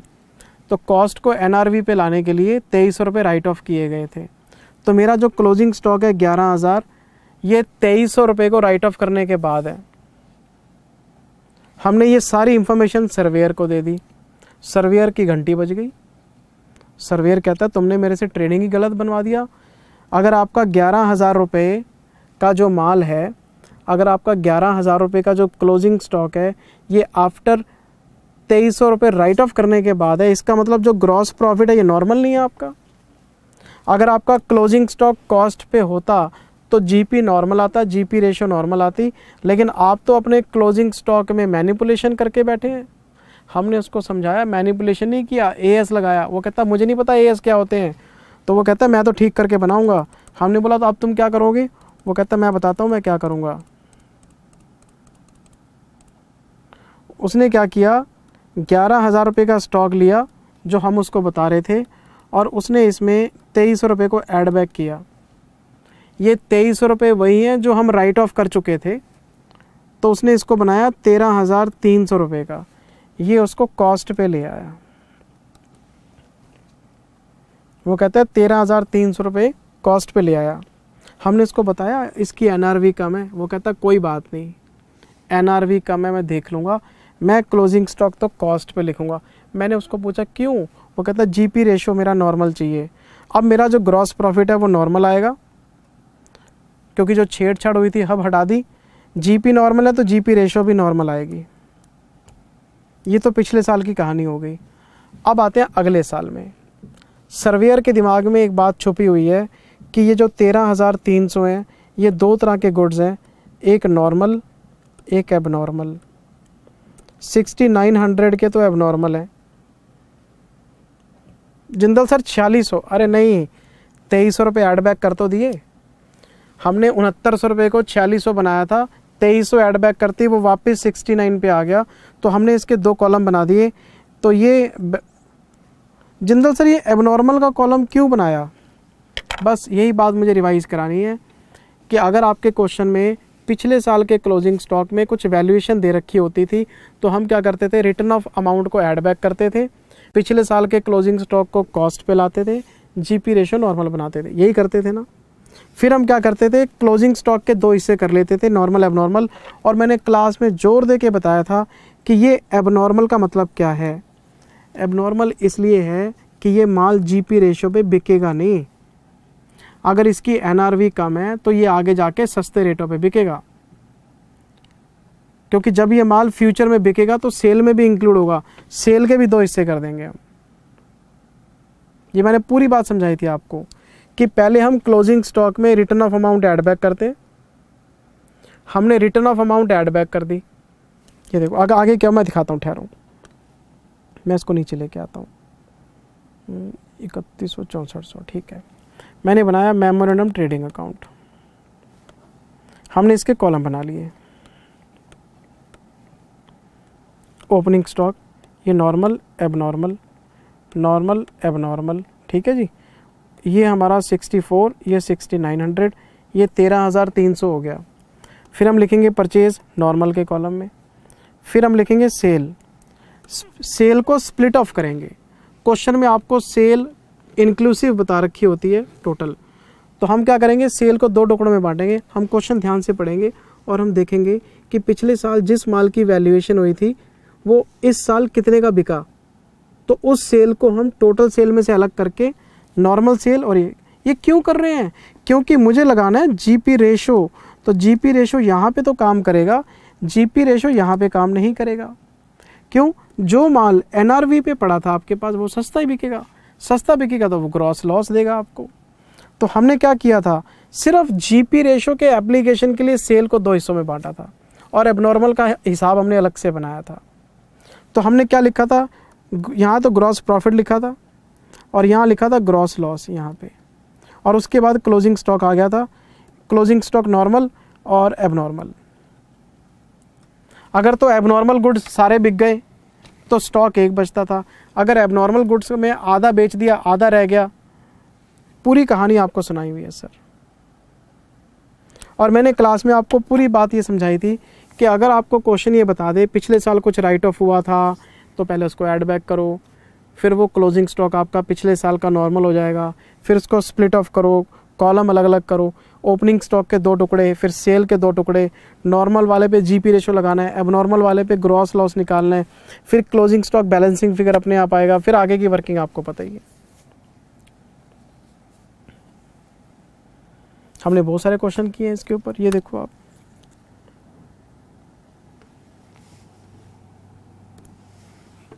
ये देखो, in case some goods are sold by the entity at less price than the normal selling price, then अगर हमारे सेलिंग प्राइस अलग अलग हैं तो we should prepare a separate column for these goods to calculate gross loss, gross profit, because GP ratio cannot be applied on these goods. If some goods out of abnormal goods remain unsold, अगर कुछ माल बच जाते हैं तो insurance claim will also be calculated on such stock. Claim तो दोनों पे मिलना है, चाहे नॉर्मल गुड्स हो चाहे एबनॉर्मल, जो जलेगा उस पर क्लेम मिलेगा आपको। ये देखो आपको ज़रा एक क्वेश्चन का आंसर दिखाता हूँ। ये देखो, ये हमने क्लास में बेटे क्वेश्चन नंबर 5 किया था। ये ट्रेडिंग अकाउंट है पिछले साल का। हमने क्या किया, ये स्टॉक गिवन था, हमने ऐड बैक किया, ये क्लोजिंग स्टॉक आ गया। इसको फिर आगे जाके 2 हिस्सों में बांटा हमने। ये देखो आप आंसर देख लो एक बार, कई बार कुछ चीज़ें देखने से याद आ जाती हैं, हाँ किया तो था। ये देखो, फिर हमने क्या किया, ओपनिंग स्टॉक के 2 टुकड़े कर लिए थे, टोटल भी मैच करके दिखाया था आपको। फिर इसमें से सेल हुई हमारी 3200 की, ग्रॉस लॉस 250 का, क्यों, इसका टोटल लगाया हमने तो ये बन गया 3450। इसका मतलब ये कि 6900 रुपये का माल था, उसमें से 50% आपने बेच दिया, तो बाकी का 50% क्लोजिंग स्टॉक में आ गया, तो ये हमने क्लेम में ले लिया। Normal goods, abnormal goods, salvage, damage, आगे की कहानी तो आपको पता ही है। स्टॉक 2 तरह के हैं आपके, नॉर्मल का कॉलम अलग चलता रहेगा, एबनॉर्मल का अलग चलता रहेगा। ये क्वेश्चन नंबर 5 मैंने आपको कराया था। फिर मैंने आपको क्वेश्चन नंबर 8 कराया। 8 में भी देखो वही 2 कॉलम बने हुए हैं, सेल का भी ब्रेकअप, ओपनिंग स्टॉक का ब्रेकअप, एबनॉर्मल गुड्स का हिसाब अलग से ट्रेस किया हमने। फिर क्वेश्चन नंबर 10 कराया, देखो वही 2 कॉलम, कोई एक क्वेश्चन नहीं कराया आपको कि एक क्वेश्चन करके कहानी ख़त्म, देख लो आप। फिर क्वेश्चन नंबर 20 कराया, देखो 20 में 4 क्वेश्चन हो गए अब क्लास में, 4 क्वेश्चन हाथ से सॉल्व करके दिए आपको मैंने, देख लो आप। 5वां क्वेश्चन आ गया, 25वां क्वेश्चन, देख लो, ये सब क्लास में किए हुए। 5 क्वेश्चन एक ही कॉन्सेप्ट के ऊपर, और 2 क्वेश्चन होमवर्क में दिए थे 6 और 26। ये टोटल 8 कॉन्सेप्ट हमने लॉस ऑफ स्टॉक में पढ़े थे, 8 कॉन्सेप्ट। फिर हम आ गए थे इस चैप्टर के दूसरे हिस्से में, और ये है claim for loss of profit.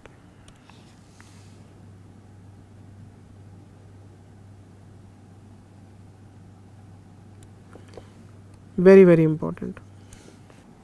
इस पॉलिसी में बेटे मैंने सबसे पहले आपको कवरेज के बारे में बताया था कि प्रॉफिट पॉलिसी में क्या क्या कवर है, लेकिन उससे भी पहले मैंने आपको ये बताया था कि जब किसी शोरूम में, किसी दुकान में, किसी फैक्ट्री में आग लगती है तो स्टॉक तो डैमेज होता ही है, लेकिन स्टॉक के साथ साथ वो दुकान या शोरूम भी जल जाता है, और वहाँ पे बिज़नेस दोबारा करने के लिए आपको शोरूम या दुकान को दोबारा से रेनोवेट कराना पड़ेगा। भाई किसी शोरूम में आग लगी, उसमें जो माल पड़ा था वो तो जल गया, वो तो आपको मिल गया, लॉस ऑफ स्टॉक के क्लेम में हमने कवर कर लिया, लेकिन वो जो दुकान जल गई तो उस जली हुई दुकान में दोबारा बिज़नेस कैसे किया जाएगा। तो उसका क्या हल था कि भाई आपको इस दुकान को रेनोवेट कराना पड़ेगा, और जब तक ये रेनोवेट होगी आपको अपनी दुकान से बाहर रहना पड़ेगा। जब आप अपनी दुकान से बाहर रहेंगे तो आपका बिज़नेस डिस्टर्ब हो जाएगा, आप सेल ही नहीं कर पाओगे। हमने इसको नाम दिया था डिसऑर्गेनाइज्ड पीरियड का, हमने इसको नाम दिया था डिस्टर्बेंस पीरियड का, हमने इसको नाम दिया था डिसलोकेशन पीरियड का। और आपके पास 3 महीने, 4 महीने, 5 महीने, 6 महीने, जितना टाइम आपको रेनोवेशन में लगेगा और आप अपनी दुकान से बाहर रहेंगे। लेकिन मैंने एक बात और बताई थी कि आप जो रेनोवेशन पीरियड है वो इंडेमनिटी पीरियड से ऊपर नहीं जा सकता। इंडेमनिटी मैक्सिमम, इस इंडेमनिटी के अंदर आपको रेनोवेशन कंप्लीट करना पड़ेगा अपना। तो 3 महीने, 4 महीने, हमने क्लास में कोई एक ऐसा क्वेश्चन भी नहीं देखा, ना स्टडी मटेरियल में ना किसी बुक में, जिसमें रेनोवेशन पीरियड इंडेमनिटी से ऊपर गया हो। इंडेमनिटी मैक्सिमम होता है वैसे नॉर्मल सिचुएशंस में, और उसके अंदर काम पूरा हो जाता है। तो रेनोवेशन पीरियड एक ऐसा पीरियड है जब आप अपनी दुकान से बाहर रह के काम करते हैं। अगर दुकान डैमेज नहीं होती, कस्टमर आता, आप उसको सेल करते, आप दुकान में है ही नहीं, दुकान में तो काम चल रहा है, बैनर टांग दिया आपने अंडर रेनोवेशन, कस्टमर आएगा, आप सेल किसको करोगे? सेल हो ही नहीं सकती वहाँ। तो जितने महीने तक रेनोवेशन चलता है उस दौरान आपकी सेल डिस्टर्ब हो जाती है, आप सेल नहीं कर पाते। सेल करते भी हैं तो कोई इधर उधर छोटी मोटी दुकान किराए पे ले लेते हैं और वहाँ से बिज़नेस ऑपरेट करना शुरू करते हैं। थोड़ी बहुत सेल आप करते हैं, लेकिन नॉर्मल सेल नहीं हो पाती आपकी, जो आपके अपने शोरूम में। यार अड्डे, हम कहते हैं देसी भाषा में, अड्डे की एक वैल्यू है।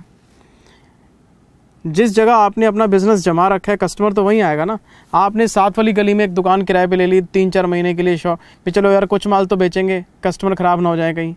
6 महीने दुकान बंद रहेगी तो कस्टमर ही टूट जाएंगे। आपने 7 वाली गली में एक छोटी सी दुकान किराए पे लेके काम, लेकिन सेल होगी, लेकिन उतनी नहीं हो पाएगी जितनी नॉर्मली सेल आप अपने शोरूम से करते हैं। तो हमने एक फंडा सीखा था कि भाई आग लगने के बाद कंपनी का स्टॉक तो जलता ही है, साथ में कंपनी का प्रॉफिट भी डैमेज होता है, क्योंकि कंपनी नॉर्मल सेल कर सकती थी लेकिन नहीं कर पाएगी। तो उसके लिए फिर हमने लॉस ऑफ प्रॉफिट पॉलिसी पढ़ी थी, और सेल कम होने की वजह से रेनोवेशन पीरियड में, डिसलोकेशन पीरियड में, डिसऑर्गेनाइज्ड पीरियड में, डिस्टर्बेंस पीरियड में सेल कम होने की वजह से प्रॉफिट का नुकसान होगा। तो उसका भी क्लेम मिल सकता है अगर आपने प्रॉफिट का इंश्योरेंस करा रखा हो, और उसके लिए हमें लॉस ऑफ प्रॉफिट की कैलकुलेशन करनी आनी चाहिए। मैं फिर कह रहा हूँ, हम सीए लोग नहीं हैं इस चैप्टर में, सर्वेयर लोग हैं, तो ये कैलकुलेशन होती है। एक बच्चे ने मुझसे पूछा था व्हाट्सएप पे, सर ऐसी कोई पॉलिसी होती है क्या? अगर हमने नहीं देखी इसका मतलब ये नहीं कि वो चीज़ एग्जिस्ट ही नहीं करती। भगवान को भी किसी ने नहीं देखा, लेकिन भगवान है। ये चल रहा है ना सारा सिस्टम, नहीं दिख रहे पर हैं। तो अगर आपने इस तरह का कोई कॉन्सेप्ट नहीं देखा, लेकिन है मार्केट में ये कॉन्सेप्ट, तो जितने भी ये फायर सेंसिटिव बिजनेस है ना, ये सब लोग अपना स्टॉक के साथ साथ प्रॉफिट भी इंश्योर करा के रखते हैं। इनको पता है कि यार नुकसान हो गया तो दिवाला निकल जाएगा। तो इसके लिए हमने प्रॉफिट पॉलिसी में 3 चीज़ें कवर करी थी। नंबर 1, एक तो loss of net profit covered है। नंबर 2, स्टैंडिंग चार्जेस का लॉस कवर्ड था। नंबर 3, एडिशनल एक्सपेंसेस कवर्ड थे। और मैंने आपको एक बात बताई थी कि हम सबसे पहले बात करते हैं सेल की। सेल के 3 टुकड़े होते हैं बेटे, वेरिएबल कॉस्ट, फिक्स्ड कॉस्ट और एक आपका प्रॉफिट। वेरिएबल कॉस्ट का तो इंश्योरेंस हो नहीं सकता। क्यों? अगर रेनोवेशन पीरियड में सेल गिरेगी या सेल नहीं होगी तो वेरिएबल कॉस्ट भी नहीं होगी, क्योंकि सेल बढ़ने से वेरिएबल कॉस्ट बढ़ जाती है, सेल गिरने से वेरिएबल कॉस्ट ऑटोमेटिकली कम हो जाती है। वेरिएबल कॉस्ट का मतलब ये है कि सेल के अकॉर्डिंग बढ़ता घटता रहता है। स्टूडेंट्स बढ़ेंगे, किताबों का खर्चा बढ़ेगा, स्टूडेंट्स कम हो जाएंगे, किताबों का खर्चा का अपने आप कम हो जाएगा। तो वेरिएबल कॉस्ट में कभी नुकसान होता ही नहीं। सेल बढ़ती है तो बढ़ जाते हैं, सेल कम होती है तो कम हो जाते हैं, इसमें कभी नुकसान हो ही नहीं सकता, आपको सवाल ही नहीं पैदा होता। इसलिए इन 2 चीज़ों का इंश्योरेंस करवाया जाता है। जैसे फिक्स्ड कॉस्ट है, फिक्स्ड कॉस्ट वो कॉस्ट है जो सेल के वेरी होने से कभी भी वेरी नहीं होता। आपका खर्चा पक्का है, आपके पास 10 मुलाजिम हैं, उनकी सैलरी आपको देनी ही पड़ेगी। जिस जगह आप बिजनेस कर रहे थे वो रेंटेड प्रीमाइसेस हैं आपके, तो उसका रेंट जाएगा जाएगा। मान लो शॉपिंग मॉल में आपने किसी शॉप में अपना काम शुरू किया हो तो उसका किराया जाना ही जाना है, मेंटेनेंस जानी ही जानी है, बिजली का बिल जाना ही जाना है। मेरी बात समझ रहे हो आप? इलेक्ट्रिसिटी 2 तरह की होती है सर कमर्शियल स्पेस में, एक फिक्स्ड एक वेरिएबल। एक मिनिमम बिल तो आते ही आते हैं, वो फिक्स्ड होता है, बाकी तो वेरी करता है सर। मैं बात कर रहा हूँ कुछ खर्चे ऐसे होते हैं जिनको अवॉइड नहीं किया जा सकता। आप काम करो या ना करो, आपका मैनेजर आपसे सैलरी मांगेगा ही मांगेगा, आपके मुलाजिम आपसे सैलरी मांगेंगे ही मांगेंगे। और एक आपका अपना प्रॉफिट जिस पे आप काम कर रहे थे। तो सेल्स के 3 टुकड़े होते हैं, वेरिएबल का इंश्योरेंस होता नहीं, ये दोनों चीज़ें इंश्योर्ड होती हैं आपकी। और फिक्स्ड कॉस्ट को हम स्टैंडिंग चार्जेस भी कह देते हैं। फिक्स्ड कॉस्ट का मीनिंग वही है जो आपने कॉस्टिंग में पढ़ा होता है, ओवरहेड्स में। तो स्टैंडिंग चार्जेस का इंश्योरेंस कवर्ड है, प्रॉफिट का इंश्योरेंस कवर्ड है, और एक आपके एडिशनल एक्सपेंसेस कवर्ड है। और मैंने आपको क्लास में बताया था कि एडिशनल एक्सपेंसेस का मतलब क्या है। जब आपकी दुकान तो रेनोवेशन में है और आप साथ वाली गली में एक छोटी सी दुकान किराए पे लेके वहाँ पे बिजनेस शुरू करते हैं ताकि कस्टमर ख़राब ना हो जाए, तो उस दुकान का जो किराया जाएगा वो एडिशनल एक्सपेंस है। अच्छी खासी आपकी दुकान थी, आपको उसको किराए पे लेने की क्या ज़रूरत थी। तो डिस्टर्बेंस पीरियड में जितने पैसे आपकी जेब से निकलेंगे एक्स्ट्रा में, जो नॉर्मल बिजनेस में नहीं होते थे, वो सारे एडिशनल हैं आपके। सेविंग्स भी होती हैं, सेविंग्स भी होती हैं, ऐसी बात नहीं कि सिर्फ एडिशनल एक्सपेंस ही होते हैं। एडिशनल एक्सपेंस होंगे तो प्लस कर लेंगे, सेविंग होती है तो माइनस कर लेते हैं। आपने 2 बंदे एक्स्ट्रा रखे जो कस्टमर को पकड़ पकड़ के साथ वाली गली में लेके जा रहे हैं, तो उनकी सैलरी एडिशनल एक्सपेंस है, उस प्रीमाइसिस का रेंट एडिशनल एक्सपेंस है। लेकिन अगर आपको स्टाफ कम कर दिया आपने तो सेविंग्स भी हो सकते हैं। तो सेविंग्स आपको दे रखे होते हैं क्वेश्चन में कि इतने पैसे आपने बचाए भी हैं, खर्चे भी कम हो गए आपके। तो एडिशनल एक्सपेंस की कवरेज भी आपके पास है। तो और मैंने आपको क्लास में बताया था कि हमारे पास टोटल 6 स्टेप हैं। अगर आप लॉस ऑफ प्रॉफिट को करना चाहते हैं तो 6 स्टेप्स में हमने सारी वर्किंग सीखी थी। अब देखो मैं कॉन्सेप्ट तो बता नहीं रहा बेटे, कॉन्सेप्ट में घुसूंगा तो फिर तो रिवीजन का क्या फ़ायदा। मैंने आपको क्लास में एक एक पॉइंट का डेप्थ में मीनिंग बताया था कि हम ये वर्किंग क्यों बना रहे हैं। अब मैं वो सारी चीज़ें दोबारा तो एक्सप्लेन कर नहीं सकता, मैं तो आपको रिवीजन करा सकता हूँ कि हम 3 चीज़ों की कवरेज पे काम करते थे। एक था हमारे स्टैंडिंग चार्जेस, एक था हमारा नेट प्रॉफिट और एक था हमारा एडिशनल एक्सपेंस। और हमने 6 स्टेप्स के अंदर वर्किंग पढ़ी थी। पहला स्टेप क्या था हमारे पास? पहला स्टेप था शॉर्ट सेल का। हमारे पास पहला स्टेप था शॉर्ट सेल्स का। शॉर्ट सेल्स का मतलब डेट ऑफ फायर से लेके और रेनोवेशन कंप्लीशन तक। नहीं समझे? आग लगी 1/4 को और आपका जो शोरूम है वो तैयार हो गया, मान लेते हैं 31 जुलाई को। हम इसको बोलेंगे डिसऑर्गेनाइज्ड पीरियड। अप्रैल मई जून जुलाई 4 महीने हैं। इन 4 महीनों के दौरान आप नॉर्मली वो सेल नहीं कर पाए होंगे जो होनी चाहिए थी। तो हमने प्रॉफिट का नुकसान निकालने के लिए सबसे पहले शॉर्ट सेल निकाली कि हमें सेल की कितनी गिरावट फेस करनी पड़ी, क्योंकि दुनिया जानती है कि जितने भी आपके प्रॉफिट्स हैं वो सब सेल से रिलेट करते हैं। आपको जीपी रेशो निकालनी है, जीपी बाय सेल्स। आपको एनपी रेशो निकालनी है, एनपी बाय सेल्स। सेल गिरेगी तो अपने आप आपकी अर्निंग गिरेगी। तो शॉर्ट सेल निकाल लिया, शॉर्ट सेल के बेसिस पे ही सारी कैलकुलेशन आगे चलती है। तो सबसे पहला स्टेप था कि आप शॉर्ट सेल निकालो, और वो भी 4 महीने जो मैं आपको बता रहा हूँ। अगर आपका ये रेनोवेशन पीरियड 31/8 है तो ये 5 महीने हो जाएगा। तो आपको गिनना पड़ता है डेट ऑफ फायर से लेके वो दिन जब आप अपने शोरूम में वापस आ जाते हैं। तो आग लगी 1/4 को और आप अपने शोरूम में वापस आ गए 31/8 को, तो 5 महीने आप डिसलोकेशन में रहे, अपने शोरूम से बाहर रहे। तो ये 5 महीने तक आप अपनी नॉर्मल सेल नहीं कर पाए। जब आप अपने शोरूम में वापस आ गए वहाँ उसके बाद का पीरियड काउंट नहीं करते हम। तो इस 5 महीने में आपको सेल का जो नुकसान हुआ उसकी कैलकुलेशन हमने पढ़ी थी। इसका एक छोटा सा फार्मूला था और सारी कैलकुलेशन प्रीवियस ईयर को बेस बना के करते हैं। तो हमने बोला था कि 1/4 से लेके 31/8, लेकिन प्रीवियस ईयर आग तो इस साल लगी है, सेल में शॉर्टेज इस साल आई है, पिछला साल तो नॉर्मल था। तो पिछले साल में चेक करो कि इस पीरियड में कितनी सेल थी आपकी। इसको हमने स्टैंडर्ड सेल का नाम दिया था।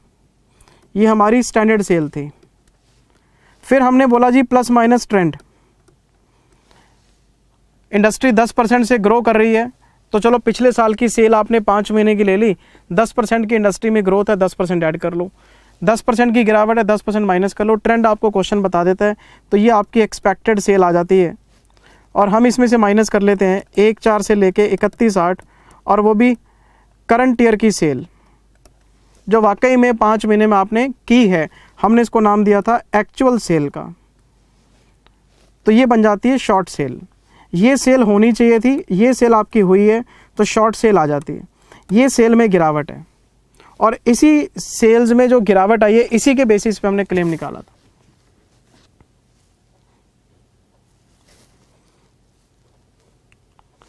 तो जो डीओपी आपको क्वेश्चन में दे रखा होता है वो डीओपी आपने 2 बार चेक करना है। डीओपी प्रीवियस ईयर उसको स्टैंडर्ड मान लो क्योंकि वो नॉर्मल सेल आपकी, उसमें ट्रेंड प्लस माइनस कर लो, एक्सपेक्टेड सेल आ गई, एक्चुअल सेल माइनस कर लो, शॉर्ट सेल आ गई। दूसरा स्टेप मैंने आपको बताया था, दूसरा स्टेप था जीपी रेशियो। इसका फॉर्मूला था net profit plus standing charges insured. कई बार क्या होता है बेटे, मान लो स्टैंडिंग चार्जेस हैं 5 लाख के और जो बिजनेसमैन है वो रिस्क खेल जाता है, वो कहता है नहीं मैंने तो इंश्योरेंस कराना है 2 लाख का। इंश्योरेंस एजेंट कहता है कि आपके फिक्स्ड ओवरहेड 5 लाख के हैं, आप 2 लाख का इंश्योरेंस ले रहे हो, आप कम इंश्योरेंस क्यों ले रहे हो? वो कहता है किस्मत भी कोई बात है, आग थोड़ा ना लग जाएगी, तो हमने कुछ इंश्योरेंस करवा लिया, कुछ किस्मत पे छोड़ दिया, क्योंकि प्रीमियम कम हो जाता है। जितने इंश्योर्ड वैल्यू कम रखोगे उतना प्रीमियम भी कम जाएगा, इंश्योरेंस प्रीमियम। तो कुछ बिजनेसमैन क्या करते हैं, रिस्क ले जाते हैं, तो वो सारे के सारे स्टैंडिंग चार्जेस को इंश्योर नहीं रखते, उसका पार्ट इंश्योर करवा लेते हैं। मतलब 3 लाख के जो हैं वो अनइंश्योर्ड रह गए इसमें। तो जब हम जीपी रेशियो निकालते हैं हम अनइंश्योर्ड को नहीं लेते। जब अनइंश्योर्ड का आपको क्लेम मिलना ही नहीं है तो हम इसको क्यों काउंट करें, सिर्फ इंश्योर्ड को लेना है। तो इसको डिवाइड किया था सेल से, तो ये जीपी रेशियो आ गई थी। ये भी प्रीवियस फाइनेंशियल ईयर, ये भी प्रीवियस फाइनेंशियल ईयर और ये भी प्रीवियस फाइनेंशियल ईयर, यानी जीपी रेशियो हम निकाल रहे हैं प्रीवियस फाइनेंशियल ईयर के लिए। जब हमने शॉर्ट सेल ली थी तो स्टैंडर्ड सेल भी पिछले साल से ली थी और ये सारी चीज़ें भी पिछले साल से लेनी है आपने। और मैंने एक बात और बताई थी, इसको जीपी रेशियो क्यों बोल रहे हैं? जीपी रेशियो इसलिए बोल रहे हैं कि नेट प्रॉफिट में हम कुछ एक्सपेंसेस ऐड कर रहे हैं आपने। ग्रॉस प्रॉफिट में से एक्सपेंसेस माइनस करते हैं तो नेट प्रॉफिट आ जाता है, नेट प्रॉफिट में ऐड बैक कर देंगे तो जीपी आ जाएगा। लेकिन ये जीपी वो नहीं है जो ट्रेडिंग अकाउंट में आता है, ये जीपी हमने झूठ मूठ में एक नाम दिया था। उसका रीज़न क्या है? उसका रीज़न सिर्फ एक है कि अगर आप अपनी वर्किंग को शॉर्ट करना चाहते हो तो आप net profit by sales, standing charges insured by sales, अगर ये अलग अलग रेशियो निकालोगे और इसको अलग अलग शॉर्ट सेल पे लगाओगे तो आपकी वर्किंग बहुत लेंदी हो जाएगी। जब इन दोनों का डिनोमिनेटर कॉमन है तो हमने इसको इकट्ठा करके एक रेशियो बना के कंसोलिडेट कर लिया था। मैंने आपको अभी भी बताया था प्रॉफिट पॉलिसी में 3 चीज़ें इंक्लूड हैं। क्या क्या? एक तो आपका नेट प्रॉफिट, एक आपके स्टैंडिंग चार्जेस और एक आपका तीसरा पार्ट क्या था, एडिशनल। तो हमने 2 चीज़ें तो यहीं कवर कर ली। नेट प्रॉफिट और स्टैंडिंग चार्जेस हमने सेल के बेसिस पे कॉमन निकाल लिया, एक रेशियो में कंसोलिडेट हो गए। आपको अलग अलग वर्किंग बनाने की ज़रूरत नहीं है। और ये जीपी रेशियो होता नहीं है, झूठ मूठ का नाम देते हैं हम। तीसरा, फिर हमने शॉर्ट सेल ली और उस पर लगा दिया था जीपी रेशियो, तो ये हमारा loss of NP and standing charges आ गया था, क्योंकि इस जीपी रेशियो के 2 हिस्से हैं। तो 2 चीज़ों की रिकवरी आपने निकाल ली। जितनी आपकी सेल गिरेगी उतनी प्रॉफिट की रिकवरी गिरेगी, उतने स्टैंडिंग चार्जेस की रिकवरी गिरेगी। क्योंकि जब आप सेल नहीं कर पाओगे तो आपके खर्चे भी रिकवर नहीं होंगे, प्रॉफिट भी नहीं आएगा। तो ये 3 स्टेप्स इतने सिंपल थे बेटे हमारे। पहले स्टेप में शॉर्ट सेल निकाल लो, दूसरे में जीपी रेशियो निकाल लो और तीसरे में आप लॉस ऑफ एनपी और स्टैंडिंग चार्जेस निकाल लो। लेकिन आपको एक बात ध्यान देने की ज़रूरत है, हम 3 तरह की सेल यूज़ कर चुके हैं। पहली सेल कौन सी थी? Standard cell. स्टैंडर्ड सेल का मतलब क्या है? डीओपी प्रीवियस ईयर, और एक हमारे पास थी actual sale DOP current year, और तीसरा हमारे पास है सेल प्रीवियस फाइनेंशियल ईयर। और एक सेल और हम यूज़ करते हैं, सबको पता है ये कौन सा क्लास चल रही है, रिवीजन का काम है। चौथी वर्किंग एडिशनल एक्सपेंस की थी हमारी। एडिशनल एक्सपेंस में 1, 2 और 3 विच एवर इज लोअर पढ़ा था हमने, बोलो हाँ या ना? 1, 2 और 3 विच एवर इज लोअर आया था इसके अंदर। 1 क्या था? आप पता करो कि एक्चुअल में एडिशनल एक्सपेंसेस कितने हुए हैं आपके। जो दुकान आपने किराए पे ली है, जो खर्चे वर्चे आपने ये डिसऑर्गेनाइज पीरियड में फालतू में किए हैं, आपके एक्स्ट्रा में हो गए, पता करो कितनी अमाउंट है उसकी। इसमें रेंट हो सकता है, एडिशनल रेंट, सैलरी हो सकती है, एडिशनल सैलरी, कुछ भी खर्चा हो सकता है सर। या फिर sales due to additional expenses into GP ratio. ये वाला पॉइंट मैंने आपको समझाया था कि ये हम क्यों ले रहे हैं।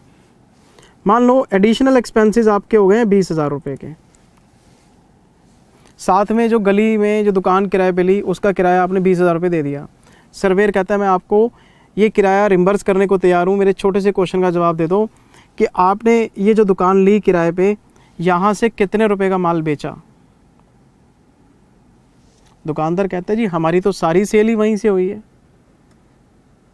भी 5 महीने हम अपने शोरूम से बाहर रहे, उस 5 महीने में जो माल बिका वो यहीं से बिका जिसका किराया दिया हमने।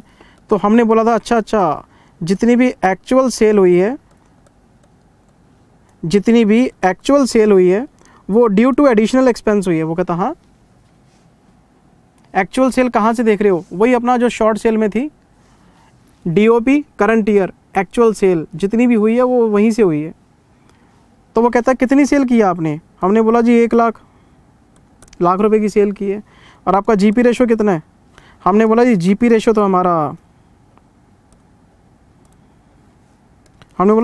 तो ये हमारा 15% है। हमने बोला कितने रुपए कमाए वहाँ से? हमने बोला जी 15,000। तो सर्वेयर कहता है यार ये क्या बात हुई? 15,000 रुपये कमाने के लिए आपने 20,000 रुपये कैसे खर्च कर दिए? आप तो पैसे वेस्ट कर रहे हो। आपने दुकान का किराया दे दिया 20,000 और वहाँ से कमा के ला रहे हो आप 15,000 रुपये। तो इससे बढ़िया आप दुकान किराए पे लेते ना। अगर आप दुकान किराए पे नहीं लेते तो क्या होता? ये देखो, अगर आप दुकान किराए पे नहीं लेते तो एक्चुअल सेल यहाँ से माइनस नहीं होती, और ये जो शॉर्ट सेल है ये शॉर्ट सेल इसके बराबर आ जाती। हम आपको इस पर क्लेम दे देते। आपको सेल करने की ज़रूरत क्या थी? आपने तो एक्चुअल सेल करने के लिए जो दुकान किराए पे ली उसका भी बर्डन हमारे ऊपर डाल दिया। इससे बढ़िया तो ये था आप कोई काम करते ही ना। स्टैंडर्ड सेल होती, उसमें ट्रेंड प्लस माइनस करते, आपका एक्सपेक्टेड सेल होता, एक्चुअल सेल आपकी 0 होती, तो हमारा क्लेम कम बनता। क्योंकि आपने जो एक्चुअल सेल का बेनिफिट यहाँ पे हमें दिया है। मेरी बात आप अभी तक क्लिक नहीं कर रही। मैंने आपको क्लास में बताया था कि एडिशनल एक्सपेंस का क्लेम मिलता क्यों है। सर्वेयर को फ़ायदा होता है क्योंकि हम क्या करते हैं, एक्सपेक्टेड सेल में से एक्चुअल सेल माइनस करते हैं। यहाँ पे जब हम एक्सपेक्टेड में से एक्चुअल सेल माइनस करते हैं तो शॉर्ट सेल कम निकलती है। शॉर्ट सेल कम होने से ये वाला क्लेम कम हो गया। सर्वेयर बड़ा खुश होता है इस बात से कि बहुत बढ़िया आपने हमारा क्लेम कम कर दिया। आप बहुत मेहनती आदमी हो, आपने साथ वाली दुकान किराए पे लेके वहाँ से एक्चुअल सेल की वजह से शॉर्ट सेल कम हो गई, क्लेम कम हो गया। लेकिन जब उसको पता लगता है कि उस दुकान का किराया ले आया ये, और वो किराया इसको ज़्यादा नुकसान दे रहा है, तो वो कहता है भैया हम तो विच एवर इज़ लोअर, मतलब ये ले लो हमसे जो आपकी इनकम बनती है। हम अब मान लो कल को आप 2 लाख रुपए का यहाँ पे रेंट दे दो, हम कहाँ से दे देंगे आपको? विच एवर इज़ लोअर का मतलब है सर्वेयर ये कहने की कोशिश करता है कि आप वो पैसा खर्च करो जो प्रोडक्टिव है, हम आपको अनप्रोडक्टिव एक्सपेंसेस का रिम्बर्समेंट नहीं देंगे। तो मैंने आपको बताया था कि यहाँ पे आपको ग्रॉस प्रॉफिट कंपेयर करवाना पड़ेगा कि आपने खर्च कितना किया और आपने कमाया कितना। फिर मैंने आपको कुछ क्वेश्चन ऐसे कराए थे जिसमें कुछ लिखा होता था कि without the additional premises sale would have been 50,000। अगर आप ये प्रीमाइसिस किराए पे नहीं भी लेते तो भी आपका ऑनलाइन 50,000 का माल तो बिक ही जाता। आपको दुकान आजकल तो ऑनलाइन का काम है, आपने वेबसाइट बना रखी है, कस्टमर आपको वेबसाइट से भी आते हैं। तो सर्वेयर कहता है अच्छा तो इसका मतलब ये हुआ आपकी जो सेल है वो 50,000 ही मानी जाएगी। अगर आप दुकान किराए पे नहीं लेते तो 50,000 का माल तो ऑनलाइन ही बिक जाता आपका। दुकान में से कितना बेचा? 50,000 का, तो फिर ये 7,500 रुपये वुड हैव बीन। ऐसे क्वेश्चंस किए थे हमने क्लास में। Due to additional expenditure sales would have been this. अच्छा, याद होना चाहिए आपको सारे क्वेश्चंस। अगर क्वेश्चन साइलेंट है तो हम यहाँ पे एक्चुअल सेल ले आते हैं। क्वेश्चन साइलेंट नहीं है, आपको क्वेश्चन बता रहा है कि without this expenditure sale would have been this, बिना एक्सपेंडिचर के भी सेल हो सकती थी। तो फिर sales due to additional expense निकालने के लिए हम उसका डिफरेंस लेते थे। हम ये देखना चाहते हैं कि हमने एडिशनल एक्सपेंस करके क्या कमाया, हमने खर्च कितने किए और हमें मिला क्या, ये कंपैरिजन कराते हैं यहाँ पे। फिर एक इक्वेशन और भी थी यहाँ पे, अगर आपको याद हो तो। क्या थी equation? Additional expense into GP upon GP plus uninsured, GP upon GP plus uninsured. और मैंने इसको भी डिकोड करके समझाया था। जीपी का मतलब है NP plus standing charges insured. तो फॉर्मूला बन गया ये फॉर्मूला बन गया पूरा। और मैंने बताया था कि ये है इंश्योर्ड और ये है इंश्योरेबल। अगर मैं सारी चीज़ें जोड़ लेता हूँ तो ये इंश्योरेबल है, मतलब इतना इंश्योरेंस होना चाहिए और आपने इतना करवा रखा है। मान लो मेरे पास ये ऊपर वाला जो अमाउंट है ये 2 लाख आ रहा है, नीचे वाला 2.5 लाख आ रहा है, इसका मतलब आप 80% इंश्योरेंस पे काम कर रहे हैं। इंश्योर्ड बाय इंश्योरेबल, सुनाई था आपको पूरी कहानी। तो तीसरा अमाउंट हम ये देखते हैं कि जब आप 80% इंश्योरेंस पे काम कर रहे हो तो एडिशनल एक्सपेंसेस का भी आपको 80% ही वर्किंग मिलेगी। जब आप नॉर्मली सारा बिजनेस अपना इंश्योर करा के नहीं रखते तो एडिशनल एक्सपेंस पूरे कैसे दे सकते हैं आपको। तो इसका हमने ये अमाउंट निकाला था और विच एवर इज लोअर दिया था हमने यहाँ पे। और एक बात और बताई थी कि जो जीपी लेना ना आपने, ये जो जीपी आपने लेना है ये आपने लेना है एनुअल सेल्स पे, annual sales into GP ratio. ये एनुअल सेल्स का मतलब क्या है? Sales during 12 months preceding the date of fire. Date of fire आपको क्वेश्चन में चेक करनी है और उसके बिल्कुल एग्जैक्टली 12 महीने पहले। और जब हम डेट ऑफ फायर से 12 महीने पीछे मुड़ के देखते हैं तो उसमें कुछ पीरियड करंट ईयर का होगा और कुछ पीरियड प्रीवियस ईयर का होगा। 4 तरह की सेल हम लॉस ऑफ प्रॉफिट में इस्तेमाल करते हैं: standard sale, actual sale, previous financial year sale और एनुअल सेल। एनुअल सेल की कैलकुलेशन सबसे ज़्यादा इंपॉर्टेंट होती है अपनी। वैसे तो क्वेश्चन में दे रखी होती है लेकिन कुछ क्वेश्चन में ये मिसिंग भी होती है। तो एनुअल सेल का जो ब्रेकअप होता है वो होता है कुछ पीरियड करंट ईयर का होता है और कुछ पीरियड प्रीवियस ईयर का होता है, लेकिन आपको क्वेश्चन में एनुअल सेल पे जीपी लेके इसकी वर्किंग बनानी होती है। 1 2 3 विच एवर इज लोअर। और फिर हमने क्या पढ़ा था? फिर हम आगे थे 5वें स्टेप में टोटल लॉस पे। टोटल लॉस का मतलब क्या था? Loss of NP plus standing charges insured. ये तो स्टेप 3 में आया था। स्टेप 4 में क्या निकाला हमने? Additional expense 1 2 3 whichever is lower. और फिर हम इसमें से माइनस करते हैं सेविंग्स, तो ये हमारा टोटल लॉस आ जाता है। सेविंग्स क्वेश्चन में दे रखी होती हैं आपको। सेविंग्स में 2 बातें ध्यान रखने लायक हैं। पहला, सेविंग्स सिर्फ इंश्योर्ड एक्सपेंसेस की लेनी है। नंबर 2, सेविंग सिर्फ और सिर्फ डीओपी की लेनी है। अगर आपको सेविंग पर एनम लिखी हो तो उसको डीओपी अगर 5 महीने तो 5/12 करके लेना पड़ेगा। तो देखना पड़ेगा कि सेविंग्स कितने पीरियड की बता रहा है। अगर डीओपी की बता रहा है तो फिर तो ठीक है, अगर आपको पूरे साल की बता रहा है तो आपको उसको कन्वर्ट करके लेना पड़ेगा। ये हमारा टोटल लॉस आ गया। फिर हम आगे थे 6th पॉइंट में और वो था इंश्योरेंस क्लेम। और इसका फॉर्मूला था insured profit divided by GP on annual sale into total loss. इसको बोलते हैं एवरेज क्लॉज। और ये एवरेज क्लॉज कब लगाना है आपने? एवरेज क्लॉज आपने लगाना है, मान लो आपका इंश्योर्ड प्रॉफिट है, आपका इंश्योर्ड प्रॉफिट है 2 लाख का और आपका जीपी ऑन एनुअल सेल है 2.5 लाख। इसका मतलब ये है कि आप लेस इंश्योरेंस पे काम कर रहे हैं। आपका जीपी है 2.5 लाख पूरे साल का और आप इंश्योरेंस रखते हैं 2 लाख का। जब भी आपका इंश्योरेंस कम रहेगा, चाहे वो स्टॉक का केस है चाहे प्रॉफिट का केस है, स्टॉक में भी क्या बताया था, अगर आपका क्लोजिंग स्टॉक है ज़्यादा, इंश्योरेंस है कम, तो आप लगा दो एवरेज क्लॉज। वही चीज़ यहाँ बोल रहा हूँ, अगर आपका प्रॉफिट है ज़्यादा और इंश्योरेंस है कम, एवरेज क्लॉज लगेगा। अगर आप 80% इंश्योरेंस पे काम कर रहे हैं तो क्लेम भी 80% ही मिलेगा। और अगर उल्टा केस हो, मान लो इंश्योर्ड प्रॉफिट आपका 2.5 लाख है और GP on annual sale 2 lakh है, तो हम ये बोलेंगे यार 2 लाख का प्रॉफिट है, इंश्योरेंस 2.5 लाख है, तो बहुत ज़्यादा इंश्योरेंस कराते हो, तो आपका आंसर यहीं पे ख़त्म हो जाएगा, यही आपका आंसर हो जाएगा। फिर आपको एवरेज क्लॉज लगाने की ज़रूरत नहीं पड़ेगी।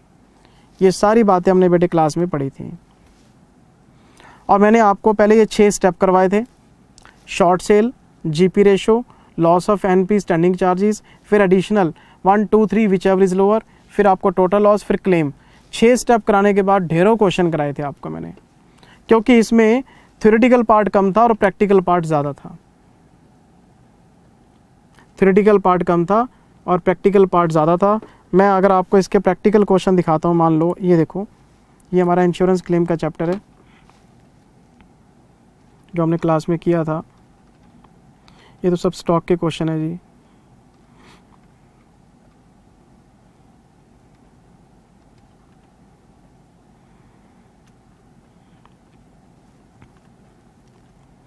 पहले हमने 26 क्वेश्चन किए थे ये स्टॉक वाले, फिर हम प्रॉफिट वाली पॉलिसी में आ गए थे। ये देखो जी, ये सब सिंपल क्वेश्चन है। जो आपके 6 स्टेप्स मैंने आपको बताए हैं उनसे ये सारे क्वेश्चन हो जाएंगे। 27वां, 28वां, 29वां। अच्छा, एक ये वर्डिंग बड़े ध्यान में रखने वाली है, reduction in turnover avoided through increase in cost of working. इस वर्डिंग का मतलब क्या है? इस वर्डिंग का मतलब है sales due to additional expenses. एक तो ये वर्डिंग मिलेगी आपको। इसका मतलब क्या है? आपने एडिशनल एक्सपेंस करके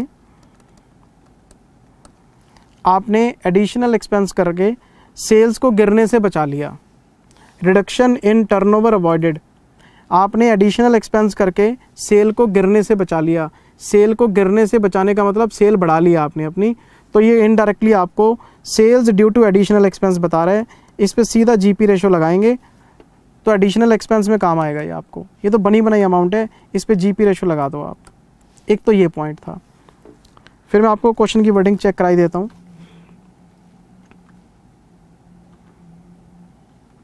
ये देखो, हमारे पास एक्चुअल टर्नओवर है डीओपी में और ये है 80,000 रुपये की। वैसे तो ये माना जाता है कि एडिशनल एक्सपेंस करके आपने ये सेल जनरेट की है, ये मानते हैं हम, लेकिन क्वेश्चन में लिखा हुआ है the turnover during the period of dislocation would have been only 55,000 for this expenditure. अगर आप ये एक्सपेंडिचर नहीं करते, तो सेल आपकी सिर्फ 55,000 रुपये होती। Would have been 55,000 but now it is 80,000। इसका मतलब ये 80,000 की सेल हुई है, अगर आप एक्सपेंडिचर नहीं करते तो ये 55,000 होती। तो इसका मतलब 25,000 की सेल आपने, इसको बोलेंगे sales due to additional expenses. Sales due to additional expenses, इस पे लगाएंगे जीपी रेशियो। एक मैंने आपको ये केस कराया था।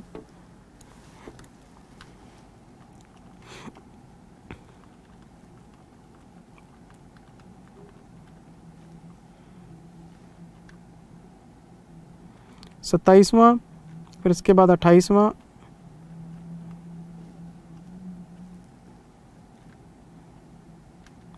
फिर ये हमारा 29वां,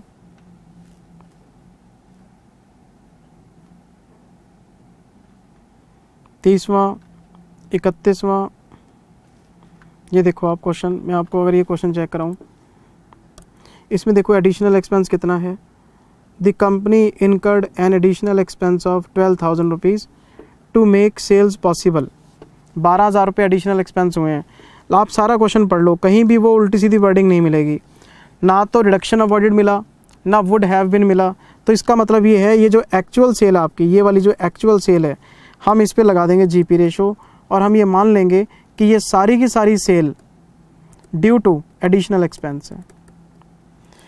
ये 3 तरह के क्वेश्चन होते हैं, या तो रिडक्शन अवॉइडेड बता दे या वुड हैव बीन बता दे। नहीं बता रहा तो एक्चुअल सेल को ही हम मान लेते हैं कि ड्यू टू एडिशनल एक्सपेंस है और इसको एडिशनल एक्सपेंस के वर्किंग नोट में यूज़ कर लेते हैं हम।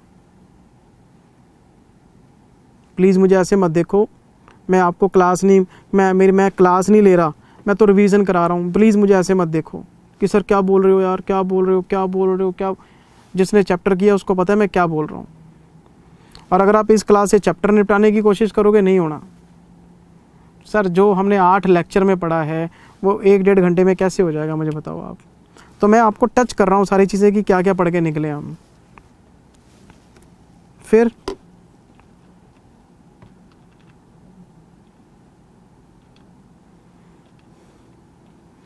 ये सारे क्वेश्चन हमने किए हुए हैं।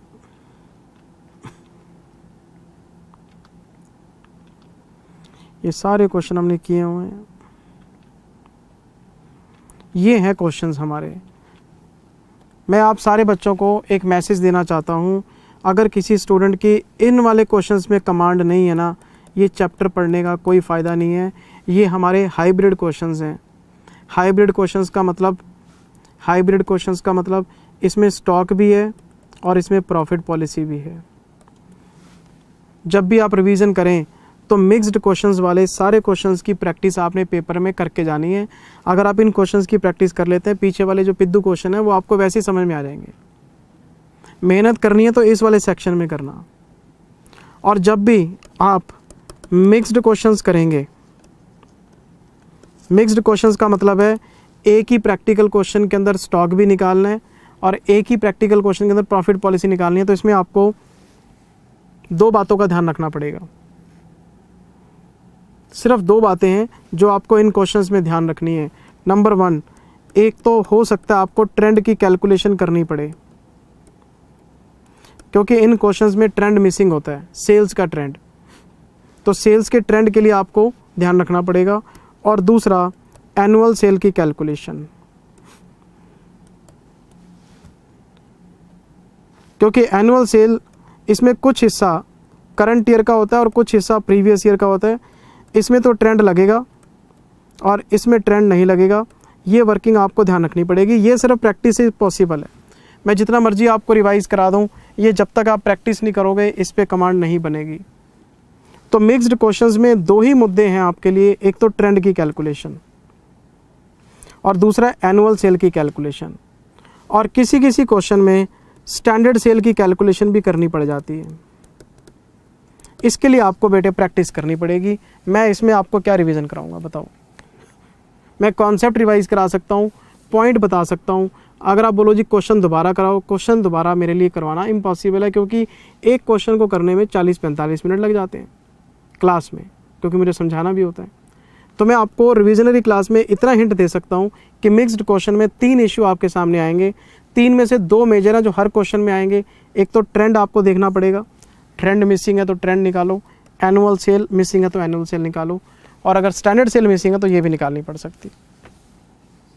लेकिन 2 सेल्स आपको दे रखी होंगी हमेशा हर क्वेश्चन में, एक्चुअल सेल भी दे रखी होगी और प्रीवियस फाइनेंशियल ईयर की सेल भी दे रखी होगी।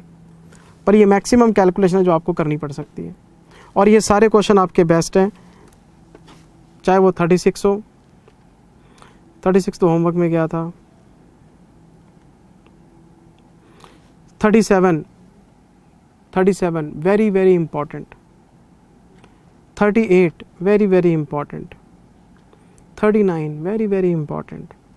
40 वेरी वेरी इंपॉर्टेंट। 4 ही तो क्वेश्चन थे, 4 ही तो मेन क्वेश्चन थे जो आपको करने हैं।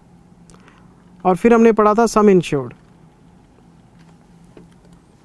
कभी कभार क्वेश्चन ये कह देता है कि आप हमें ये बताओ कितने का इंश्योरेंस खरीदें।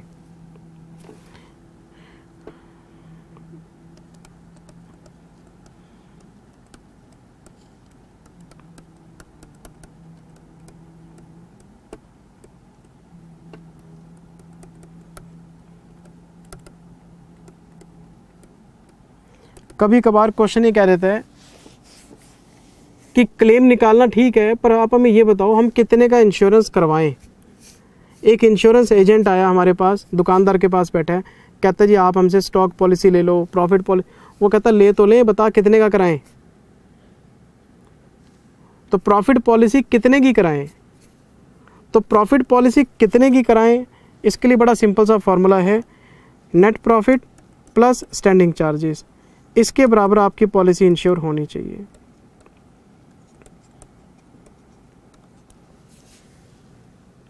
एडिशनल एक्सपेंसेस तो आपको तब पता लगते हैं, एडिशनल एक्सपेंसेस आपको तब पता लगते हैं जब आग लगती है और उसके बाद उस 4-5 महीने में आपको एक दुकान किराए पे लेने पड़ गई, 2 एम्प्लॉय एक्स्ट्रा रखने पड़ गए, वो तो तब पता लगता है। एडिशनल एक्सपेंसेस की अमाउंट सर्टेन नहीं होती कि आग लगने के बाद कितने पैसे एडिशनली खर्च होंगे, लेकिन 2 बातें कन्फर्म्ड होती हैं। नेट प्रॉफिट ये प्रीवियस ईयर से समझा जा सकता है, स्टैंडिंग चार्जेस प्रीवियस ईयर से समझे जा सकते हैं। तो अगर मैं नेट प्रॉफिट और स्टैंडिंग चार्जेस को जोड़ देता हूँ, इंश्योर्ड वैल्यू आ जाएगी। अब बिजनेसमैन को डिसाइड करने दो कि उसने कितना इंश्योरेंस करवाना है, ये मैक्सिमम है। तो नेट प्रॉफिट में स्टैंडिंग चार्जेस जोड़ दो तो इंश्योर्ड वैल्यू आ जाएगी आपकी। ये हमने क्लास में क्वेश्चन नंबर 41 किया था, जिसमें 6 केस थे और हमने इन 6 केसेस के अंदर इंश्योर्ड वैल्यू निकलवाई थी। कि इंश्योर्ड वैल्यू निकालो। ये 6 केस दे रखे थे और हमने इसमें क्या किया था, सेल माइनस किया था वेरिएबल कॉस्ट। वेरिएबल कॉस्ट ये आ गया था हमारा कंट्रीब्यूशन। इसके 2 हिस्से होते हैं, एक प्रॉफिट और एक स्टैंडिंग चार्जेस। तो हमने माइनस कर दिया था इसमें से अनइंश्योर्ड। जितने स्टैंडिंग चार्जेस आपने इंश्योर नहीं कराने वो बाहर करा दो, आंसर आ गया आपका। ये क्वेश्चन किया था हमने क्लास में, इंपॉर्टेंट था।